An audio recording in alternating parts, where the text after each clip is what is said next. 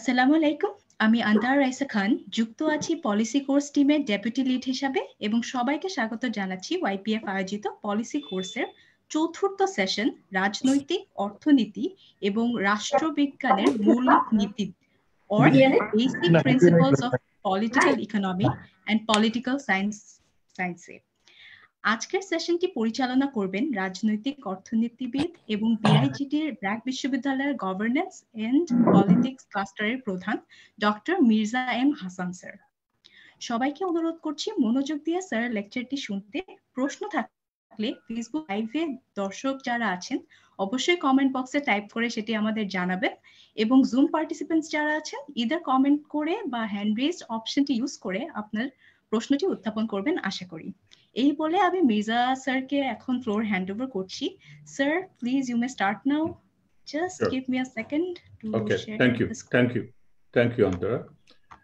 Before we go into the PowerPoint, আমি কিছু কথা বলি। আমাকে বলা হয়েছে পলিটিক্যাল সায়েন্স, পলিটিক্যাল ইকোনমি এগুলো ইস্যুস নিয়ে কথা বলার জন্য, মিক্স অফ থিওরি অ্যান্ড এম্পিরিক্স।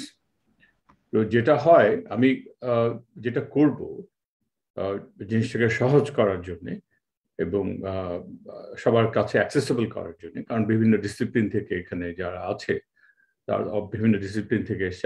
আমার ক্লাসেও সেটা হয়, আমার ক্লাসে ইঞ্জিনিয়ারও আছে, হেলথ স্পেশালিস্টও আছে, সবাই আছে। তো আমি চেষ্টা করব কনসেপ্টগুলোকে সহজভাবে বলবার জন্য এবং কিছু উদাহরণ, এবং মূলত বাংলাদেশ থেকে আমি উদাহরণগুলো দেব। এবং এটা একটু কনসেপচুয়ালি একটু হেভি, অনেকের কাছে হয়তো অনেক শব্দ, অনেক ধারণা সম্পূর্ণভাবে নতুন। তো আমি চেষ্টা করব সেটাকে যতটা পারি সাবলীলভাবে সিম্পলিফাইড ওয়েতে বলার জন্য। আমি শুরু করছি। পরবর্তী স্লাইড অন্তরা। অন্তরা এই পরবর্তী স্লাইডে যেতে হবে।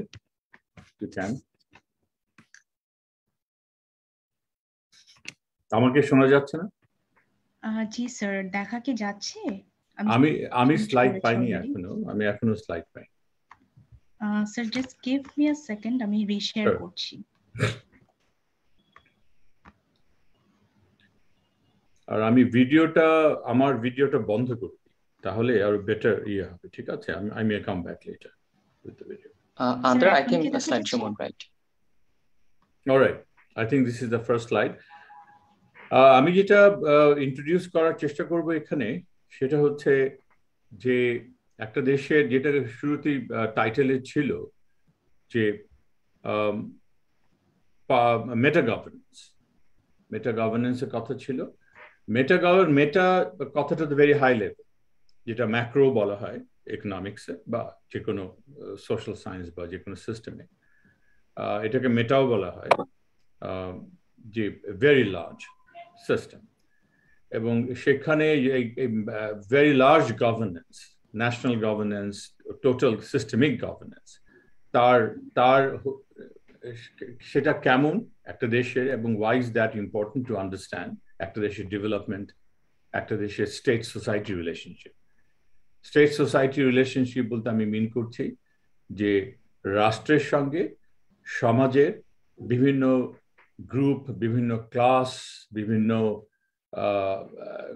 কমিউনিটি যারা আছে, in a collective sense, not individual sense, তাদের সম্পর্ক, কারোর সাথে সম্পর্ক ভালো, কারোর সাথে বেশি ভালো নয় রাষ্ট্রের।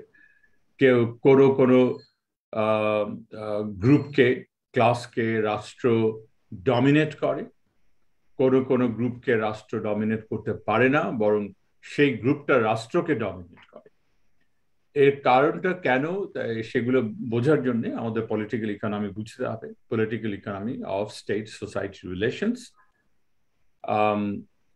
এবং সেটা বোঝার জন্য এর আগে থেকে পার্টি সিস্টেমটা একটু বোঝা দরকার। একটা দেশে রাজনৈতিক পার্টি সিস্টেমের বাংলা আমি ঠিক সহজে বলতে পারবো না, কিন্তু কিভাবে পার্টিগুলো চলে, পার্টিগুলোর ক্ষমতা কেমন, পার্টিগুলোর ডাইনামিক্স কি, পার্টির সঙ্গে রাষ্ট্রের কি সম্পর্ক, হ্যাঁ, রাজনৈতিক দলের সঙ্গে রাষ্ট্রের কি সম্পর্ক, এগুলো মিন করে। একটা লিবারেল ডেমোক্রেসিতে রাষ্ট্র আর রাজনৈতিক দল, যে রাজনৈতিক দল ক্ষমতায় আছে, তাদের মধ্যে একটা ভিন্নতা থাকার কথা। দে শুড বি ডিফারেন্ট, ঠিক আছে? They should be independent of each other. যদিও যে দলটি ক্ষমতায় আছে তারাই রাষ্ট্রের ব্যবস্থাপনার সঙ্গে জড়িত, তাদেরকে পলিটিক্যাল এক্সিকিউটিভস বলে, যেমন প্রাইম মিনিস্টার, যেমন মিনিস্টার্স অ্যান্ড সো অন, যারা এক্সিকিউটিভ পার্ট অফ দ্য স্টেটটা নিয়ন্ত্রণ করে, চালায়, এবং তারা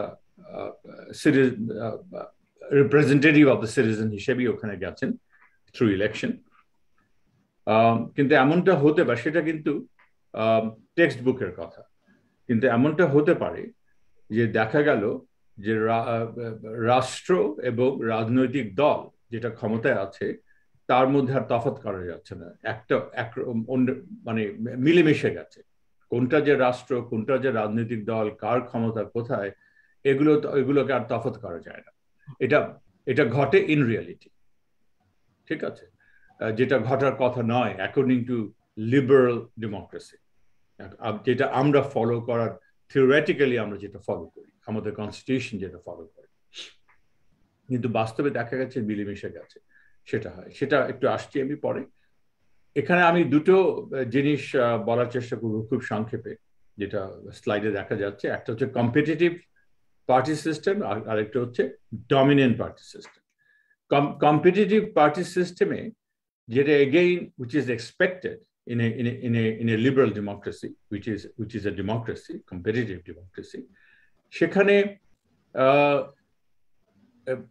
সেখানে অনেকগুলো দল কম্পিট করে এবং কোনো দলই এককভাবে সিভিল সোসাইটিকে, রাষ্ট্রকে কন্ট্রোল করতে পারে না। তাদেরকে কম্পিট করতে হয়। ইভেন যেটা ক্ষমতায় আছে, যে রুলিং পার্টি, তাকেও অনেক কিছু শেয়ার করতে হয়, অনেক ব্যাপারে কম্পিট করতে হয়। ওইটা পার্লামেন্ট হতে পারে, এটা অনেক কিছু হতে পারে, রাষ্ট্রের বিভিন্ন অংশ হতে পারে, যেখানে একটা কম্পিটিশন আছে। মূলত রাষ্ট্রের সঙ্গে সোসাইটির সম্পর্ক, স্টেট সোসাইটির সম্পর্কের ব্যাপারে সেখানে কম্পিটিশনটা কাজ করে। Society is not monopolized by the ruling party or the political process itself. Election, entire political process-টা, political system, একটা পার্টি কন্ট্রোল করে না, এখানে কম্পিটিশন, এটাকে আমরা বলতে পারি কম্পিটিটিভ পলিটিক্যাল সিস্টেম। আরেকটা আছে dominant party system. Dominant party সিস্টেমে একটা দল ডিফ্যাক্টো, কাগজে কলমে আইনে কি লেখা আছে সেটা একটা কথা, কিন্তু ইন রিয়েলিটি একটা দল দেখা যাচ্ছে যে সিভিল সোসাইটির বিভিন্ন গ্রুপকে, পলিটিক্যাল প্রসেস, ইলেকশন কেমনটা হবে, ইলেকশন, ইলেকটোরাল যেটাকে বলা হয় ইলেকশন কমিশন কিভাবে চলবে, কতটা স্বাধীনভাবে চলবে, এগুলো দেখা যায় যে এই ডমিনেন্ট পার্টি সিস্টেমে একটা দল যেটা ক্ষমতায় আছে সেটাই কন্ট্রোল করছে, অফিসিয়ালি করার কথা না, কিন্তু আনঅফিসিয়ালি করছে, যেটা অনেকটা অফিসিয়ালের মতোই হয়ে যায় at the end of the day. ওটাকে বলা হয় dominant party system. Dominant party সিস্টেমে এখানে কিছু টেকনিক্যাল কথাবার্তা আছে, কিন্তু একটু সহজ করে বললে যে ডমিনেন্ট কম্পিটিটিভ পার্টি সিস্টেমে যদি আমরা একটা ইকুইলিব্রিয়াম মেনটেন করতে চাই, একটা সেটেলমেন্ট, একটা ভারসাম্য যেটা দিয়ে চলবে, যেটা ইকুইলিব্রিয়াম বলা হচ্ছে, সেখানে সবাইকে, স্পেশালি যারা মানে যে রুলস অফ দ্য গেম আছে, যে নিয়ম কারণ, রুলস অফ দ্য গেম হচ্ছে কনস্টিটিউশনের মাধ্যমে কি করা যাবে, কি করা যাবে না, কার ক্ষমতা কতটুকু, কে কোনটা করতে পারবে, অনেকটা ফুটবলে রুলস অফ দ্য গেমের মতো, যেটা রেফারি ডিসাইড করে। ঠিক তেমনটাই, যে কিছু আইন কানুন সবাইকে মেনে চলতে হবে, আমি ক্ষমতায় থাকি আর না থাকি। তো সেখানে দেখা যায় মোরলেস রুলিং পার্টি বেশ ভালোই সেটা মেনে চলে in a competitive political settlement বা ইকুইলিব্রিয়াম যেখানে। আর যেখানে ডমিনেন্ট পার্টি সিস্টেম এসে গেছে সেখানে সে ইকুইলিব্রিয়ামটা থাকে না, সেখানে হয়ে যায় রাষ্ট্র, যারা ক্ষমতায় আছেন, যারা রুলিং পার্টি লিডারশিপ, তারা ওই ইকোনমিক্সের ভাষায় প্রিন্সিপাল এজেন্ট একটা কথা আছে যে কে হচ্ছে কে কন্ট্রোল করছে আর কার নিচে কে আছে। ডেমোক্রেসিতে সিটিজেনরা হচ্ছে লিডার আর প্রিন্সিপাল, আর ব্যুরোক্রেসি বা পলিটিক্যাল এলিট তারা হচ্ছেন এজেন্ট। প্রিন্সিপালের কথায় এজেন্ট চলবে, ঠিক আছে? সেটা আর কি। তো সেটা এই ডমিনেন্ট পার্টি সিস্টেমে সে উল্টোটা হয়ে যায়, দেখা যায় যে রুলিং পার্টি প্রিন্সিপাল হয়ে বসে আছেন আর বাকিরা সব agent, opposition party, citizens, civil society groups, এরা মোরলেস ওদের কন্ট্রোলে চলে গেছে বা কন্ট্রোলে চলে যেতে বাধ্য হচ্ছে, এমনটা হয়। সো এটা difference between competitive party system এবং ডমিনেন্ট পার্টি সিস্টেম। অনেক নয়েজ হচ্ছে, নয়েজ গুলো একটু কমাতে হবে কাইন্ডলি।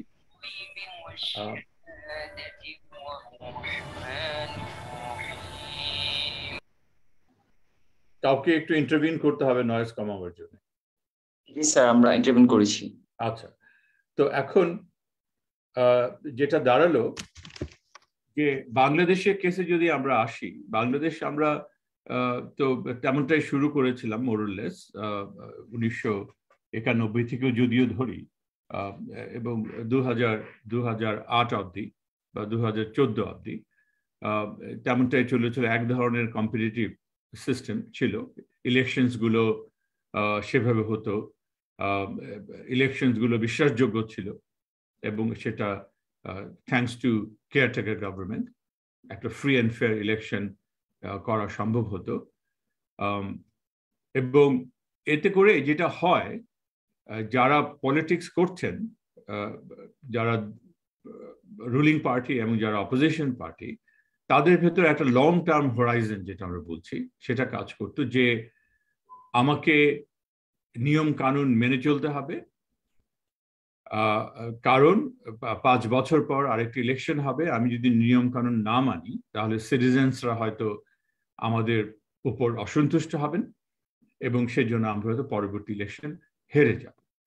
এটা হচ্ছে যারা রুলিং পার্টি। আর অপোজিশন পার্টি তারাও ভাবতেন যে আমাদেরকে নিয়ম কানুনের মধ্যেই থাকতে হবে, একটা গণতান্ত্রিক প্রক্রিয়ার ভেতর থাকতে হবে, আমরা যদি না থাকি তাহলে পরবর্তী ইলেকশনে আমরা আবার ফিরে যেতে পারবো না, এখন যেমন অপোজিশন আছে তেমনি অপোজিশনে থাকতে হবে, এটা হয়।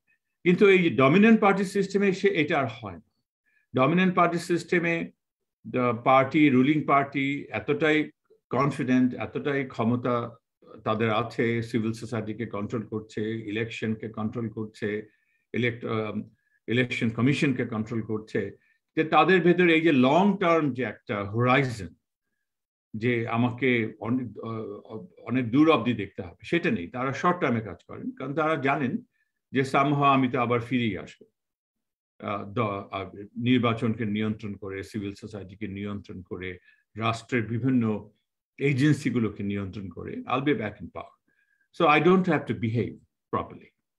Okay? আচ্ছা, এটা হচ্ছে ডিপিএস এ এটা হওয়ার কথা এবং এটাই হয়। বাংলাদেশে এই মুহূর্তে আমি ছোট করে আনার চেষ্টা করছি, আমরা ডিপিএস দেখতে পাচ্ছি অ্যাটলিস্ট 2014 থেকে ডমিনেন্ট পার্টি সিস্টেম কাজ করছে। এবং আমরা শুরুতে বাংলাদেশে যেটা দেখেছিলাম 91 সন থেকে ধরলেও একটা সিপিএস, একটা কম্পিটিটিভ পলিটিক্যাল সিস্টেম কাজ করছিল, যেটা বলছি আমরা প্লুরালিস্ট ফর্ম। এটা বদলে যায় অবভিয়াসলি এবং একটা পার্টি স্টেট ইমার্জ করে। আমি এর আগে বলেছি যে যখন স্টেট এবং পলিটিক্যাল পার্টির মধ্যে আর তফাৎ করা যায় না, সেটাকে পার্টি স্টেট বলে। যেমন চায়না কমিউনিস্ট পার্টি হচ্ছে স্টেট, ভিয়েতনাম অথবা কিউবা, ওইসব জায়গায় পার্টি হচ্ছে স্টেট মোরলেস। সো আমাদের দেশ তো, আমরা তো কমিউনিস্ট দেশ না, এটা তো একটা ক্যাপিটালিস্ট কান্ট্রি এবং এটাকে এখানকার পলিটিক্যাল এলিটরা ক্লেম করে যে এটা একটা ডেমোক্রেটিক কান্ট্রি। তো আমাদের এখানে তো পার্টি স্টেট হওয়ার কথা না, কিন্তু বাস্তবে সেটাই হয়েছে এই মুহূর্তে 2014 থেকে অ্যাটলিস্ট।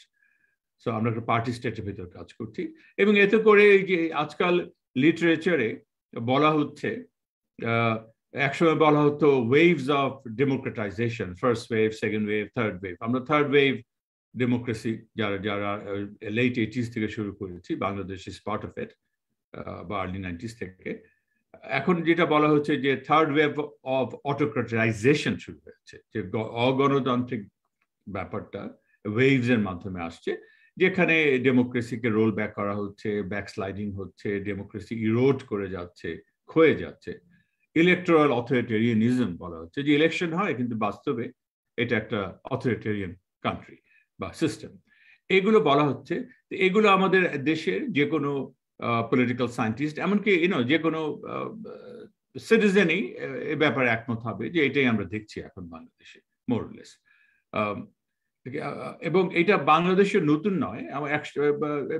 বাংলাদেশের উপর যে লিটারেচার আছে অন পলিটিক্স, এটা বলা হয় যে বাংলাদেশ 91 থেকে 2014 অব্দি একটা কম্পিটিটিভ সিস্টেমের মধ্যে ছিল, যেখানে একটা ডেমোক্রেটিক ট্রানজিশনের মধ্যে ছিল উইথ অল দ্য প্রবলেমস। আমি পার্সোনালি মনে করি যে এটা ঠিক নয়, কারণ এই 91-এর পরেও সত্যিকার অর্থে যে ওই যে প্রথম দিকে আমি যেটা বলে আসলাম, যে লং টার্ম হরাইজন, যে আমি রুলস অফ দ্য গেম মেনে চলবো, কারণ আমাকে 5 বছর পর ক্ষমতায় আসতে হবে, এই জন্য আই হ্যাভ টু বিহেভ। আমি প্রপারলি বিহেভ না করলে সিটিজেন আমাদেরকে ভোট দেবেন না। এই যে ধারণাটা, যেটা ডেমোক্রেসির one of the core assumption, that political elites, political actors will believe in the rules of the game and they'll have a long-term horizon. সেটা কিন্তু প্রথম দিক থেকে ছিল না। ক্ষমতা যাওয়ার পরই 91 পর থেকে আমরা দেখতে পেয়েছি যে সব রকম কন্ট্রোল, পার্লামেন্টকে ডিসফাংশনাল করে দেওয়া, পার্লামেন্টকে কন্ট্রোল করা, ব্যুরোক্রেসিকে কন্ট্রোল করা, পুলিশকে পলিটিসাইজ করা, এই সমস্ত অসংখ্য জিনিস যেগুলো এই যে আমরা দেখতে পাচ্ছি, Democratic black sliding, electoral authority, এগুলো কিন্তু গোড়া থেকেই ছিল। সেজন্য সেই অর্থে বাংলাদেশ কখনোই ওই যেটা কম্পিটিটিভ পলিটিক্যাল সিস্টেম, এটা দাঁড় করাতেই পারে, একেবারে এলিমেন্টারি স্টেজে দাঁড় করিয়েছে, যে ইলেকশনটা শুধু ফ্রি অ্যান্ড ফেয়ার হতো। এবং মনে রাখতে হবে যে ইলেকশনটা ফ্রি ফেয়ার হতো because of a third party, not because of the political elites. একটা থার্ড পার্টি এসে ক্ষমতা নিত for 3 months or 4 months, whatever, তারা ইনশিওর করতো with the backing of military যে ইলেকশন ফ্রি অ্যান্ড ফেয়ার হবে। ঠিক অতটুকু সময় বাংলাদেশে এক ধরনের ডেমোক্রেসি থাকতো। ওকে, না আমি যে প্রশ্নগুলো আসছে, আমি এই মুহূর্তে হয়তো জবাব দেওয়া উচিত হবে না। একটা প্রশ্ন যেমন আসছে, which party system do you prefer? Of course, I would prefer democracy. I would prefer competitive party system. Normatively তো অবশ্যই, কিন্তু এ নিয়ে অনেক জটিলতা আছে। অনেকে বলেন যে ডিপিএস হলে, ডমিনেন্ট পার্টি সিস্টেম হলে ডেভেলপমেন্ট ফাস্টার হয়। হ্যাঁ, তারা ম্যানেজ করে, ডিসিপ্লিন করে, কেওটিক হয় না, ব্লা ব্লা ব্লা। এই ডিবেট আছে, সেই ডিবেটে আমি যাচ্ছি না, বাট আমার পরবর্তী স্লাইডসগুলোতে এই কথাগুলো কিছু কিছু আসবে। আচ্ছা, আমি এখন মুভ করছি, পরবর্তী স্লাইড প্লিজ। আচ্ছা, এটা আমি খুব ফাস্ট যাব, আমি ডমিনেন্ট পার্টি সিস্টেমটা নিয়ে থাকবো, because Bangladesh is a dominant party system. একই সঙ্গে আমি এই থিওরিগুলো কথা বলছি, সে competitive party system, dominant party system, এগুলো এসে যাচ্ছে। এখন যেটা হলো যে বাংলাদেশ একটা ডমিনেন্ট পার্টি সিস্টেম, এটাকে নিউ ইয়র্ক টাইমস, ইকোনমিস্ট, এই নিউজ পেপার, ম্যাগাজিনস এবং lot of other western political scientist, তারা বাংলাদেশকে সোজা সাপটে বলে দেয় it's a one party state. একটু নয়েজটাকে বন্ধ করতে হবে। আচ্ছা, তো এখন এদের কথা ঠিক নয়। নিউ ইয়র্ক টাইমস যেটা বলছে, ইকোনমিক যেটা বলছে, তারা বাংলাদেশকে ডিসক্রাইব করছে as a one party state. It's not correct at all. Bangladesh is not a one party state. Bangladesh is a dominant party system. It's a dominant party state. So, dominant party state e Bangladesh আমরা যেটা দেখতে পাচ্ছি যে অনেকগুলো party তো কাজ করছে। পার্টিগুলো তো বন্ধ করে দেওয়া হয়নি। আমাদের দেশ তো চায়না না, আমাদের দেশ তো কিউবা না, ঠিক আছে? আমাদের দেশ তো ভিয়েতনাম না। এখানে পার্টি আছে, একদলীয় শাসন তো না বাংলাদেশে। পার্টি ফাইট করছে, মিছিল করছে, অনেক সময় পারছে না, তাদেরকে সাপ্রেস করা হচ্ছে। আবার এখন আমরা যারা দেখছি বাংলাদেশিরা, যে না, আবার অপোজিশন পার্টি আবার রাস্তায় নামছে, আবার বিশাল মিটিং করছে, এটা সেটা। আমাদের বলা হয় যে আমাদের মিডিয়ার অনেক উপর চাপ আছে, অনেক কনস্ট্রেইন, অনেক সেন্সরশিপ, সেলফ সেন্সরশিপ, সবই সত্য কথা। তারপরেও মিডিয়া কিন্তু ক্রিটিসাইজ করছে, সেটাও আছে। সেই জন্য ইটস এ ভেরি কমপ্লেক্স। এটাকে ওয়ান পার্টি স্টেট বলে সম্পূর্ণভাবে ভুল বলা হবে। এটা একটা dominant party system of an authoritarian variant. হ্যাঁ, আর এখানে অথরিটেরিয়ানিজমটা ভেরি স্ট্রং, সেটা ঠিক আছে, but it is some kind of very elementary form of democracy এখানে এখনো অপারেট করছে, but controlled by one party. That's why I think technically speaking dominant party system কথাটাই বাংলাদেশকে better explain করে, not one party system, which is wrong. আর dominant party সিস্টেমে যেটা হয় যে ইলেকশনে একটা পার্টি জিতে থাকে, তার হেরে যাওয়াটা unlikely in the foreseeable future in an election. তারপর অপোজিশন পার্টি ক্ষমতায় আসার একটা quite an improbable event, সম্ভাবনা খুবই কম। আর দুটো ব্যাপার আমি এখানে বলছি যে ডমিনেন্ট পার্টিতে যেটা হয় ক্যারেক্টারিস্টিক ফিচার হচ্ছে যে একটা দল অনেকদিন ধরে আছে, যেখানে বুলেট 4-এ দেখা যাচ্ছে লং এন্ডিউরেন্স ইন পাওয়ার, অনেক দিন ধরে ক্ষমতায় আছে একটি দল আর একই দল, আর এই গভর্নমেন্টের অসম্ভব ক্ষমতা, ঠিক আছে। আর আরেকটা যেটা হলো পরের বুলেটে যেটা দেখতে পাচ্ছি, the disparity between violence potential capability of the rulers and the opponents is very large. আচ্ছা, violence potential হচ্ছে is another fancy term, Weberian term, the political sociology, meaning violence করার ক্ষমতা, ঠিক আছে, জোর করার ক্ষমতা, জোর করে কারো কথা বন্ধ করে দেওয়া, জোর করে কারো মিটিং বন্ধ করে দেওয়া, জোর করে কারো মানে মতামতের স্বাধীনতা কেড়ে নেওয়া, এই ক্ষমতা অনেক বেশি হয়। এবং অপোজিশন দলগুলোর বা সিভিল সোসাইটি এই ক্ষমতা অনেক কম হয়। অর্থাৎ এই ভায়োলেন্স করার ক্ষমতা, ভায়োলেন্স শব্দটা কমন সেন্স দিয়ে না চিন্তা করতে হবে যে to enforce power, to enforce one's will, এইভাবে ভাবি আমরা। ওটা তো ভায়োলেন্স দিয়েই করি, তাই না? একটা পুলিশও ভায়োলেন্স করে ইন দ্য সেন্স যে পুলিশ জোর করে একজন ক্রিমিনালকে ধরে নিয়ে যায়। ক্রিমিনাল তো নিজের ইচ্ছা যেতে চায় না, তাকে ধরে নিয়ে যেতে হয়। সেই জন্য that's a violence, but that's a legitimate violence. Okay, বৈধ, কারণ কনস্টিটিউশন বলে দিয়েছে police can do it, remaining within the rules and everything. Of course, police cannot do whatever they want. They have particular rules to follow.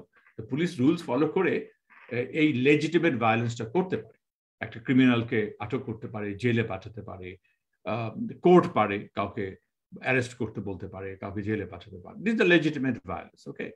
আর আরেকটা violence যেটা illegitimate হয়, এবং dominant party সিস্টেমে প্রচুর ইলেজিটিমেট ভায়োলেন্স আমরা নিজেরাই জানি আমাদের অভিজ্ঞতা থেকে, আমাদের রুলিং পার্টি অনেকগুলো এরকম করে থাকেন। কিন্তু অপোনেন্টসদের মানে উল্টাটা করা, কাউন্টার করার ক্ষমতা অনেক কম। কিন্তু যখন ওই কম্পিটিটিভ পার্টি সিস্টেম থাকে, তখন এই ক্ষমতার তফাৎ বা পার্থক্য অত বেশি না। দুটো গ্রুপেরই তখন যথেষ্ট ক্ষমতা থাকে, কারণ তাদেরকে অ্যালাউ করা হচ্ছে to do lot of thing. They can go for strike, they can stop transportation, they can force people to stay home, এগুলো ঠিক আছে, যেটা আমাদের দেশে আমরা দেখেছি 91 থেকে 2014 পর্যন্ত আমরা অপোজিশনে অনেক ক্ষমতা দেখেছি, কিন্তু সেই ক্ষমতা আমরা এখন দেখছি অনেক কম। তার মানে in a dominant party system ক্ষমতাটা অনেক তফাৎ হয়ে যায় দুটো গ্রুপের ক্ষেত্রে। আর দু ধরনের আছে এই ডমিনেন্ট পার্টি সিস্টেম। একটা ডেমোক্রেটিক হতে পারে, যেমন ইন্ডিয়াতে ছিল, কংগ্রেস যখন পাওয়ারে ছিল for very long time, in the decade of late 40s থেকে শুরু করে 50s, 60s, 70s এবং 70s mainly, early part of 80s, Indira Gandhi অবধি। তখন এটা কিন্তু একটা ডমিনেন্ট পার্টি সিস্টেমে ছিল। কংগ্রেস ছিল অসম্ভব পাওয়ারফুল, অপোজিশন ছিল অসম্ভব দুর্বল, এবং কংগ্রেস কিন্তু ওটা ডেমোক্রেটিক ছিল। মেক্সিকোতেও কিছুটা, অতটা ডেমোক্রেটিক না হলেও, কিন্তু আবার অথরিটেরিয়ান ভ্যারিয়েন্ট হতে পারে, যেরকম সিঙ্গাপুর এই মুহূর্তে, মালয়েশিয়া এখন নেই, একসময় ছিল, রুয়ান্ডা এই মুহূর্তে, এই দেশগুলো authoritarian forms of dominant party system. Bangladesh would be authoritarian forms of dominant party system, but not Pakistan, not India, not Sri Lanka, not Nepal. ঠিক আছে, একমাত্র বাংলাদেশ। ওকে, আর যেটা আরেকটা ক্যারেক্টারিস্টিক হলো dominant party system in authoritarian framework, ওর ভেতর ওই যেটা আমি বলেছি যে কিছুটা প্লুরালিজম, কিছুটা ডেমোক্রেটিক ব্যাপার থেকেই যায়, কিন্তু কতটা ডেমোক্রেটিক না, যে যতটা কম্পিটিটিভ পার্টি সিস্টেম হওয়ার কথা, এটা একটা ব্যাপার আছে।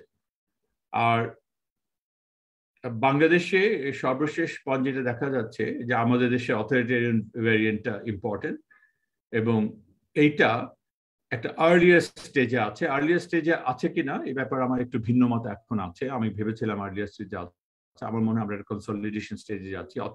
অর্থাৎ এখন যে সিস্টেমটা কাজ করছে অথরিটেরিয়ান ডিপিএস, এটা বাংলাদেশে অনেক জোরালো, অনেক কনসলিডেটেড, অনেক কনফিডেন্ট নিজের উপর। ঠিক আছে, এটা আপাতত বলা যায়, কিন্তু ভবিষ্যতে এটা চেঞ্জ হতে পারে। পরবর্তী স্লাইড অন্তরা। আচ্ছা, বাংলাদেশের পাঁচটা ব্রড ফিচার বাংলাদেশের স্টেট এন্ড পলিসিকে ডিফাইন করে। একটা হচ্ছে পার্টি আর কি। হ্যাঁ, পার্টি আর কি বলতে মিন করছি যে পার্টি সব এখানকার পলিটিক্যাল প্রসেস সবকিছু, যেটা আমি আগেই আলোচনা করে এসেছি, civil society, state institution, police টলিশ, আমরা জানি, আমরা যারা বাংলাদেশে আমরা ভালো করে জানি যে কি অবস্থা দেশে, তাই তো? পার্টি সবকিছু কন্ট্রোল করছে, যেগুলো কন্ট্রোল করার কথা না, যেমন বিউরোক্রেসি, যেমন পুলিশ এন্ড সো অন, এটাকে আমরা পার্টি আর কি বলছি। ওকে, আর বাংলাদেশে আরেকটা হচ্ছে যে বাংলাদেশে পার্টিগুলো, মেজর পার্টিগুলো যদি চিন্তা করি, আওয়ামী লীগ, বিএনপি, জাতীয় পার্টি, জামাত এখন অতটা মেজর না, বাট একসময় ছিল, এগুলো সবই কিন্তু ক্যাচুয়াল পার্টি, মিনিং এরা কিন্তু কোনো পার্টিকুলার ক্লাসকে রিপ্রেজেন্ট করে না, পার্টিকুলার সোশ্যাল গ্রুপকে রিপ্রেজেন্ট করে না, যেটা অন্যান্য দেশে আছে। বিভিন্ন দেশে আছে যে কোনো party is based on working class, কোনো পার্টি আছে বেসড অন পেজেন্ট্রি, ফার্মার্স। ইন্ডিয়াতে আছে যেমন কমিউনিস্টরা ওয়ার্কিং ক্লাস, কমিউনিস্ট পার্টিগুলো ভারতে, নেপালে, এগুলো based on, largely based on the working people, working class or the farmers, এরকম আছে। পৃথিবীর সব দেশ, বহু দেশে সেটা আছে, সেটাই স্বাভাবিক। বাট কোনো দেশে, বাংলাদেশ ইনক্লুডেড, যেখানে ডমিনেন্ট পার্টিগুলো হচ্ছে ক্যাচুয়াল পার্টি, সব পার্টিকে রিপ্রেজেন্ট করে। সো আওয়ামী লীগ, বিএনপি, এরা যেমন ক্যাপিটালিস্ট ক্লাসকে রিপ্রেজেন্ট করে, মিডল ক্লাসকে রিপ্রেজেন্ট করে, রিচ পিপলকে রিপ্রেজেন্ট করে, ওয়ার্কিং ক্লাসকে রিপ্রেজেন্ট করে, ফার্মার্সদেরকে রিপ্রেজেন্ট করে, মিনিং সবাই ওদেরকে ভোট দেয়, ওই দলকে ভোট দেয়, অন্য কোনো দলকে ভোট দেয়। ঠিক আছে, এগুলোকে ক্যাচুয়াল পার্টি বলে। This is very important. ঠিক আছে, এই অবজারভেশন গুলো ইম্পর্টেন্ট। আচ্ছা, আমরা বাংলাদেশে ডিফ্যাক্টো পার্টি স্টেট কেন বলছি? আমি বলেছিলাম যে পার্টি স্টেট মানে হচ্ছে যে একটাই পার্টি, আর কিছু নেই, লাইক চায়না। কিন্তু বাংলাদেশকে আমি ডিফ্যাক্টো, আমি জানি না সবাই পরিচিত কিনা ডিফ্যাক্টো শব্দ। ডিফ্যাক্টো শব্দটা হচ্ছে in reality, in practice, not in rules, not in law, but in practice. তো in practice is a party state. বাংলাদেশের বর্তমানে যে রুলিং পার্টি আছে, আন্ডার কমিউনিস্ট পার্টির মতো, it controls everything almost. So এটা এই জন্য এটাকে ডিফ্যাক্টো পার্টি স্টেট। এখানে স্টেট অ্যান্ড পার্টির মধ্যে তফাৎটা আর খুঁজে পাওয়া যায় না, যে কোথায় স্টেট শেষ হলো আর কোথায় পার্টি শুরু হলো, সবই একাকার হয়ে গেছে। হ্যাঁ, ডিসিশনস গুলো পার্টিও নেয়, স্টেটের ডিসিশন যেগুলো স্টেটের নেওয়ার কথা সেগুলো দেখা গেল পার্টি নিচ্ছে, এরকম ব্যাপারটা আর কি। খুব ডিটেলস আমি যেতে পারছি না, বাট এটাই মূল কথা। আর ইভেন কি different state agency, constitutional bodies, যেমন কনস্টিটিউশনাল বডিজ কি হবে, যেমন কি বলে ওটাকে, অ্যান্টি কারাপশন কমিশন, যেটা দুদক যেটাকে বলা হয়, এটা কিন্তু পার্টি কন্ট্রোল। পার্টি বলে দেয় কাকে ধরবে কাকে ধরবে না, অল দোজ ইনফ্লুয়েন্সেস। তো এটা হচ্ছে টিপিক্যাল একটা পার্টি স্টেটের ব্যাপার। সেই অর্থে আমরা অনেকটা চায়না কিউবার মোদি হয়ে যাচ্ছি। আচ্ছা, এখানে একজন সুপ্রিম লিডারের একটা কন্ট্রোল থাকে, একজন বা দুজন হোয়াটএভার, তার হাতেই সব ক্ষমতা। ব্যক্তি পার্সোনালিজম যেটাকে বলা হয়, ব্যক্তির কন্ট্রোল, ইনফ্লুয়েন্স সব জায়গায় আছে। প্রাইভেট সেক্টরে আছে, সিভিল সোসাইটিতে আছে। প্রাইভেট সেক্টর অ্যাসোসিয়েশন গুলো যেমন এফবিসিসিআই, বিজিএমইএ, এই পাওয়ারফুল অ্যাসোসিয়েশন গুলো, এগুলো at the end of the day দেখা যায় যে ওই হাইয়েস্ট লেভেল পলিটিক্যাল অথরিটিকে বলা হচ্ছে যে তোমাদের লিডার ও হবে, ও হবে না। এগুলো হয়ে গেছে বাংলাদেশে, ঠিক আছে? আচ্ছা, এবং সেই অর্থে আমি এটা বলছি যে কনসলিডেশনটা হয়ে গেছে। একসময় চ্যালেঞ্জ হতো, একসময় এফবিসিসিআই তে কম্পিট করতো এই দল ওই দলের ব্যবসায়ীরা, সেগুলো এখন আর নেই, এগুলো হারিয়ে গেছে অনেক দিন হলো, ঠিক আছে? সেই জন্য এটাকে আমি বলবো ইন্ডিকেটর অফ কনসলিডেশন, যে আমাদের দেশে এই এই এই এই এই এই ব্যাপারটা কনসলিডেট করছে ডমিনেন্ট পার্টি সিস্টেমটা। হ্যাঁ, তো এগুলো খুব ইম্পর্টেন্ট, এগুলো মাথায় রাখতে হবে আমাদের পরবর্তী ডিসকাশনের জন্য। Next slide please. আচ্ছা, অনেকে বলে যে আমাদের দেশে ডিপিএসটা, যেটা আমি এই ডিসকাশনটা আমি আগেই করে ফেলেছি, যে কম্পিটিটিভ পার্টি সিস্টেম ছিল 1991 থেকে 2013, আর ডিপিএসটা শুরু হয়েছে 2013 থেকে। যেটা আমি বলেছি যে না, কথাটা ঠিক নয়। ডিপিএস এর মোস্টলি ডিপিএস এবং বরাবর 1991 থেকে ক্ষমতায় গেলেই এগুলো ডিপিএস হয়ে যেত, হ্যাঁ, মোরলেস, এটা আমি বলছি। এবং যার জন্য ইলেকশনটা ফ্রি অ্যান্ড ফেয়ার করা যেত না আন্ডার পার্টি সিস্টেম, যার জন্য বাধ্য হলো অপোজিশন পার্টি কেয়ারটেকার গভর্নমেন্টকে সিস্টেমটা চালু করার জন্য, কারণ একে অন্যকে ট্রাস্ট করছে না। হ্যাঁ, ইলেকশন ফ্রি ফেয়ার করা যাচ্ছে। তো কেয়ারটেকার গভর্নমেন্ট এলো, এবং caretaker government from 1991 to 2008 election অব্দি তারা তো ইলেকশন গুলো করেছে, এবং সেই ইলেকশন গুলো আমরা মানতাম, মেনে নিয়েছি, কারণ এগুলো ফ্রি অ্যান্ড ফেয়ার ছিল সবসময়। আচ্ছা, এবং এই যে ক্যাটাগরিজ গুলো আমরা বলেছি যে disparity between violence potential between the ruling party and the opposition অসাধারণ বেড়ে গেছে, তাই না? যেমন 96-এ যে আন্দোলন করতে হলো আওয়ামী লীগকে, তাতে ম্যাসিভ ভায়োলেন্স করতে হয়েছে। 2006-এ আর্মিকে নামতে হয়েছে, অ্যান্ড সো অন। এবং 2011-13-এ যে যখন আওয়ামী লীগ কেয়ারটেকার গভর্নমেন্ট বাতিল করে দিল, সেটার বিরুদ্ধে অপোজিশন ফাইট করার জন্য ভয়াবহ মোবিলাইজেশন করতে হয়েছে, যাতে প্রচুর লোক মারা গেছে, প্রচুর লোক আহত হয়েছে, যেগুলো তো আমাদের জানা কথা। সো দ্য থিং ইজ, এখানে অ্যানালিটিক্যাল পয়েন্টটা হলো যে রুলিং পার্টি এবং অপোজিশনের ভেতর ভায়োলেন্স পোটেনশিয়াল ক্যাপাবিলিটি অনেক তফাৎ হয়ে গেছে এখন। এটা একটা ব্যাপার যেটা ওই ফিচারের সঙ্গে মিলে যায় আর কি। আর একটা যেটা বাংলাদেশে আছে শুরু থেকে ছিল, সেটা হচ্ছে অল্টারনেট মোনোপলি, যেটা ক্যারেক্টারিস্টিক অফ পার্টি আর কি, আর পার্টি স্টেট, যে যখন ক্ষমতা যায় একটা মোনোপলি হয়ে যায়। সো আমাদের যেটা হচ্ছে, আমরা এক মোনোপলি পার্টিকে বাদ দিয়ে আরেক মোনোপলি পার্টিকে আমরা ইলেক্ট করতাম কেয়ারটেকার গভর্নমেন্টের সময়, সেটা। সো এগুলো হচ্ছে ফিচার্স।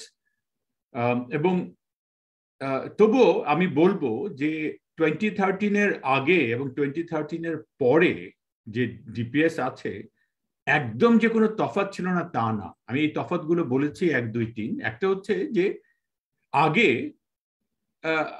ইলেকশনটা আনসার্টেন ছিল, হয়তো রুলিং পার্টি হেরে যাবে, তাই না? আমরা সন্দেহ করতাম। আচ্ছা, একটা প্রশ্ন এসছে, is caretaker government the variable two consider if the country is in CSA? No. Caretaker government সাথে কোনো সম্পর্ক নেই। Caretaker government is an outside thing. Caretaker government সঙ্গে আমি যে আলোচনাটা করছি, কম্পিটিটিভ পার্টি সিস্টেম বা ডমিনেন্ট পার্টি সিস্টেম, তার সঙ্গে কেয়ারটেকার গভর্নমেন্টের কোনো সম্পর্ক নেই। আচ্ছা, সো যেটা হচ্ছে প্রি-2013-এ, যখন যেটাকে আমরা ক্লেম করি যে ওইটা একটা কম্পিটিটিভ পার্টি সিস্টেম ছিল, যেটা আমি বলছি না অত্যন্ত দুর্বল কম্পিটিটিভ পার্টি সিস্টেম, মোস্টলি ছিল ডিপিএস। তবুও আমি 3টা পয়েন্ট বলবো যেখানে তফাৎগুলো করা যায় বিটুইন প্রি-2013 এবং পোস্ট-2013। একটা হচ্ছে যে রেজিম চেঞ্জ। প্রত্যেকটা ইলেকশনের সময় আমরা রাত জেগে দেখতাম যে কে জিতবে, কেউ জানে না কে জিতবে কে হারবে, তাই তো? সেটা ছিল 2013-এর আগে।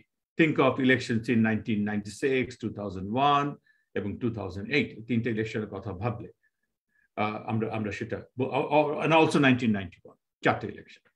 তো পসিবিলিটিস অফ রেজিম চেঞ্জ ছিল। একটা ছিল যে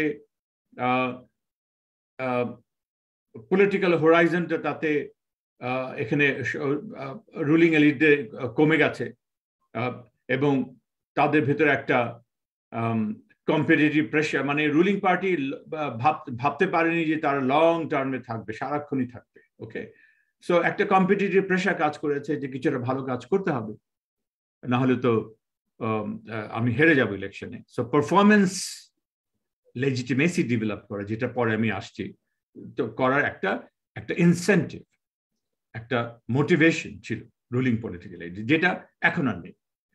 আর আগে যেটা ছিল ওই যে আনসার্টেনটি ছিল, হ্যাঁ, যেহেতু ইলেকশন হেরে যেতে পারি, এটা রুলিং পার্টি কোনোদিনই পছন্দ করেনি, এটা ইরিটেটিং ফ্যাক্টর তাদের কাছে। So they got rid of it. ওই যে কেয়ারটেকার গভর্নমেন্টকে এন্ড অফ 2010-এ এটা they got rid of it, এবং 2013 ইলেকশনটা হয় আন্ডার পার্টি সিস্টেম। এবং কিভাবে ইলেকশনকে ম্যানিপুলেট করা যায়, কন্ট্রোল করা যায়, এটার যে art, strategy and art of doing it, they perfected it over time. Okay, এখন ওরা অসম্ভব ভালোভাবে সেটা করতে পারে। আচ্ছা, পরবর্তী স্লাইডে যাই। আচ্ছা, ইলেকটোরাল আনসার্টিনিটি, যে আমি ইলেকশনে হেরে যাব, এই যে ভয়।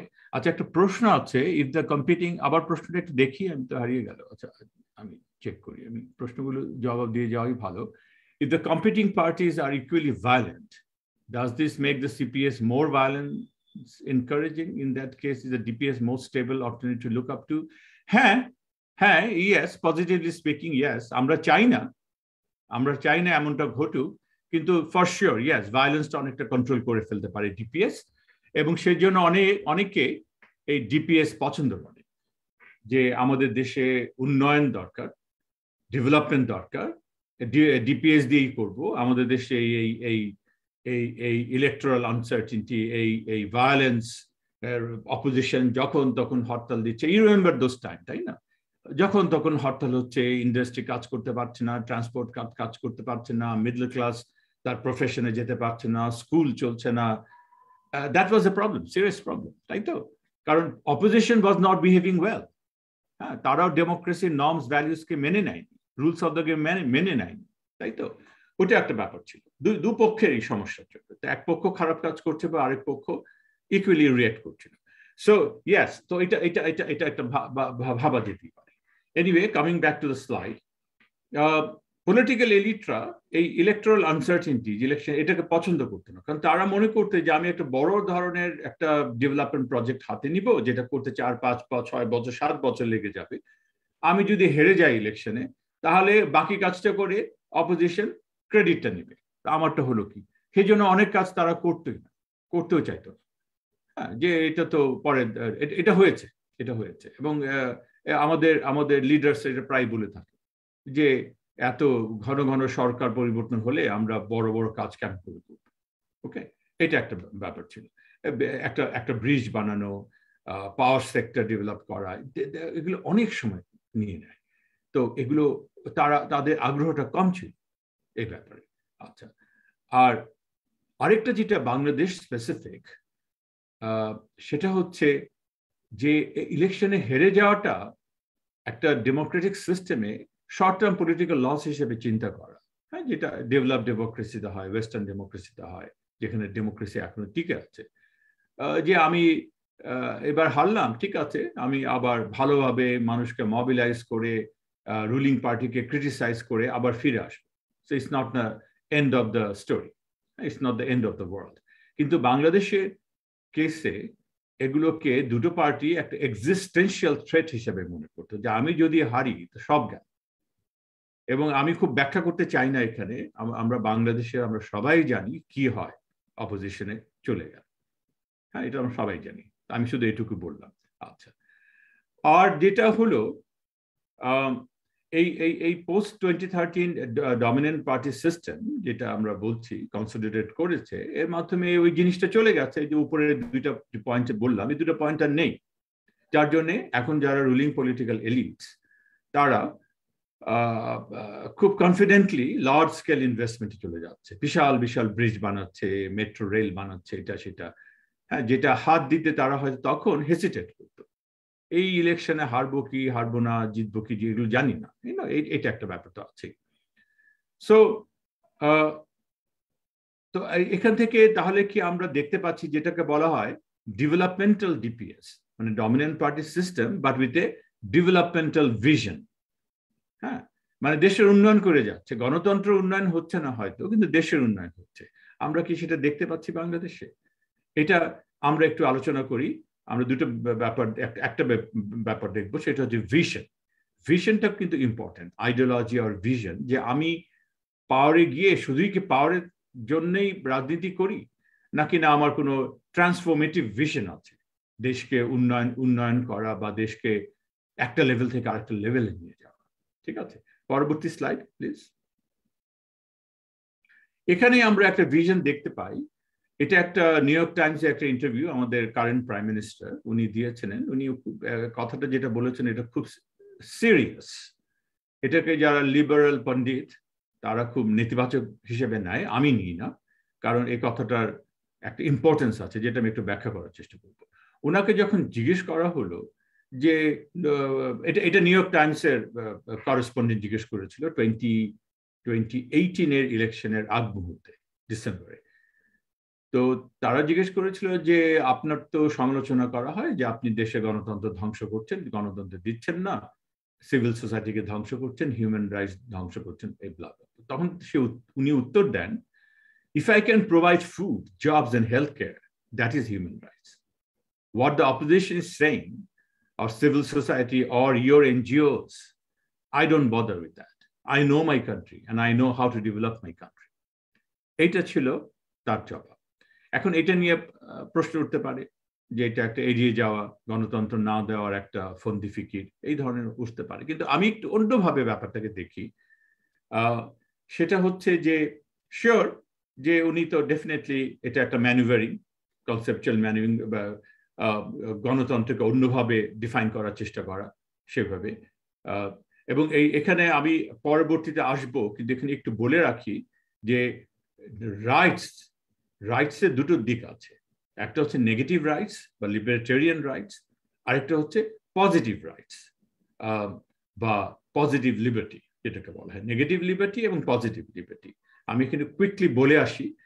সেটা হচ্ছে নেগেটিভ লিবার্টি হচ্ছে টিপিক্যাল ক্লাসিক্যাল লিবার্টেরিয়ান ইস্যুস গুলো, যেগুলো লিবারাল ডেমোক্রেসি, যেমন আমার right two freedom, right two association, political party বানাবার আমার অধিকার, right two participate in election, right to vote, right to form a party, আমার free speech, এগুলো হচ্ছে এগুলো বলা হয় নেগেটিভ লিবার্টি। নেগেটিভ কেন বলা হয়?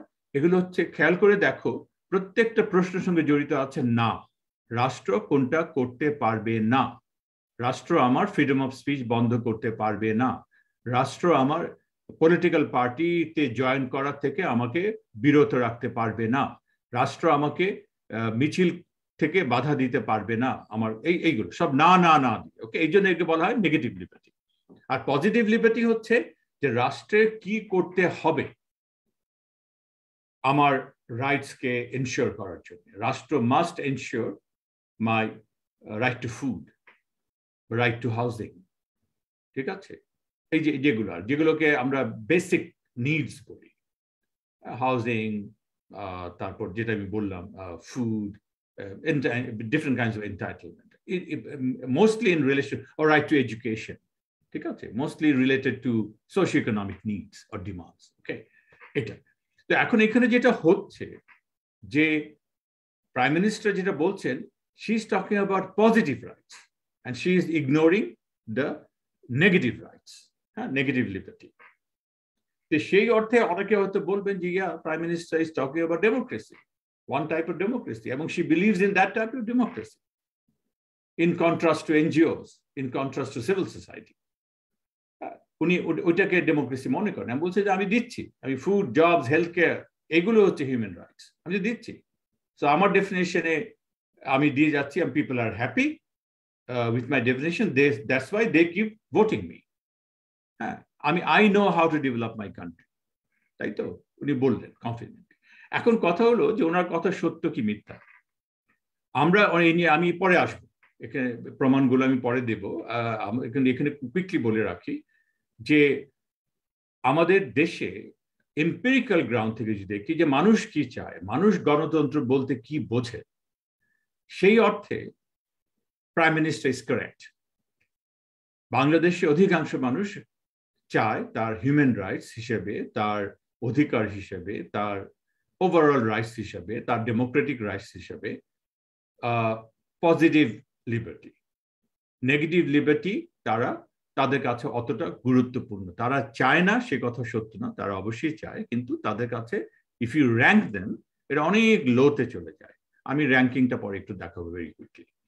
এটা আমি ইউথ পলিসি ফোরামে একবার একটা সার্ভে দেখিয়েছিলাম, সেখানে দেখিয়েছি, এখানে অত ডিটেলসে যাব না, আমি আসবো। আচ্ছা, তো আমার এখানে দুটো পয়েন্ট। একটা হচ্ছে যে এম্পিরিক্যাল গ্রাউন্ডে তাকে এই প্রাইম মিনিস্টারকে রিফিউট করা যাবে না, তাকে অস্বীকার করা যাবে না, আমাদের সার্ভিসগুলো সেটা কনফার্ম করে। আর এটা থেকে ওনার যে ভিশন, উনি কি চান, আমার বাংলাদেশ কোন দিকে যাওয়া উচিত, সেটা খুব ক্লিয়ার। হ্যাঁ, এবং এতে ওনার ফোকাসটা দুটো, একটা হচ্ছে ইনক্লুসিভ গ্রোথ, আর একটা হচ্ছে ডেভেলপমেন্টাল লেজিটিমেসি। মানে ডেভেলপমেন্ট করে আমি আমার লেজিটিমেসি ডেভেলপ করব, not necessarily through democracy, not necessarily through those kind of human rights, but through positive rights. ওইভাবে আমি ডেভেলপমেন্ট লেজিটিমেসি মানে উন্নয়ন দিয়ে আমি আমার শাসনের বৈধতা প্রমাণ করব। হ্যাঁ, যে আমি উন্নয়ন করছি, মানুষকে খেতে পড়তে দিচ্ছি, মানুষের অর্থনৈতিকভাবে মানুষ ভালো হচ্ছে, এবং একই সঙ্গে ইনক্লুসিভ গ্রোথ না হলে তো আর গরিব মানুষের ভালো হওয়ার কথা না। হ্যাঁ, তো এই ইনক্লুসিভ গ্রোথের কথাটা বলা হয়। আচ্ছা, আমরা পরবর্তী স্লাইডে যাই। এখানে একই কথা আমি খুঁজে পেয়েছি আমার ভিশনস গুলো, যেমন একজন টেকনোক্র্যাটিক অ্যাডভাইজার, আমাদের এখানে কয়েকজন আছেন না যারা টেকনোক্র্যাটিক অ্যাডভাইজার, এবং এমন একজন এখানে প্রথম আলোতে একটা ইন্টারভিউতে এরকম বলেছিলেন, বা একটা কোটেশন আছে যে টেকনোক্র্যাটিক ভিশনটা কি।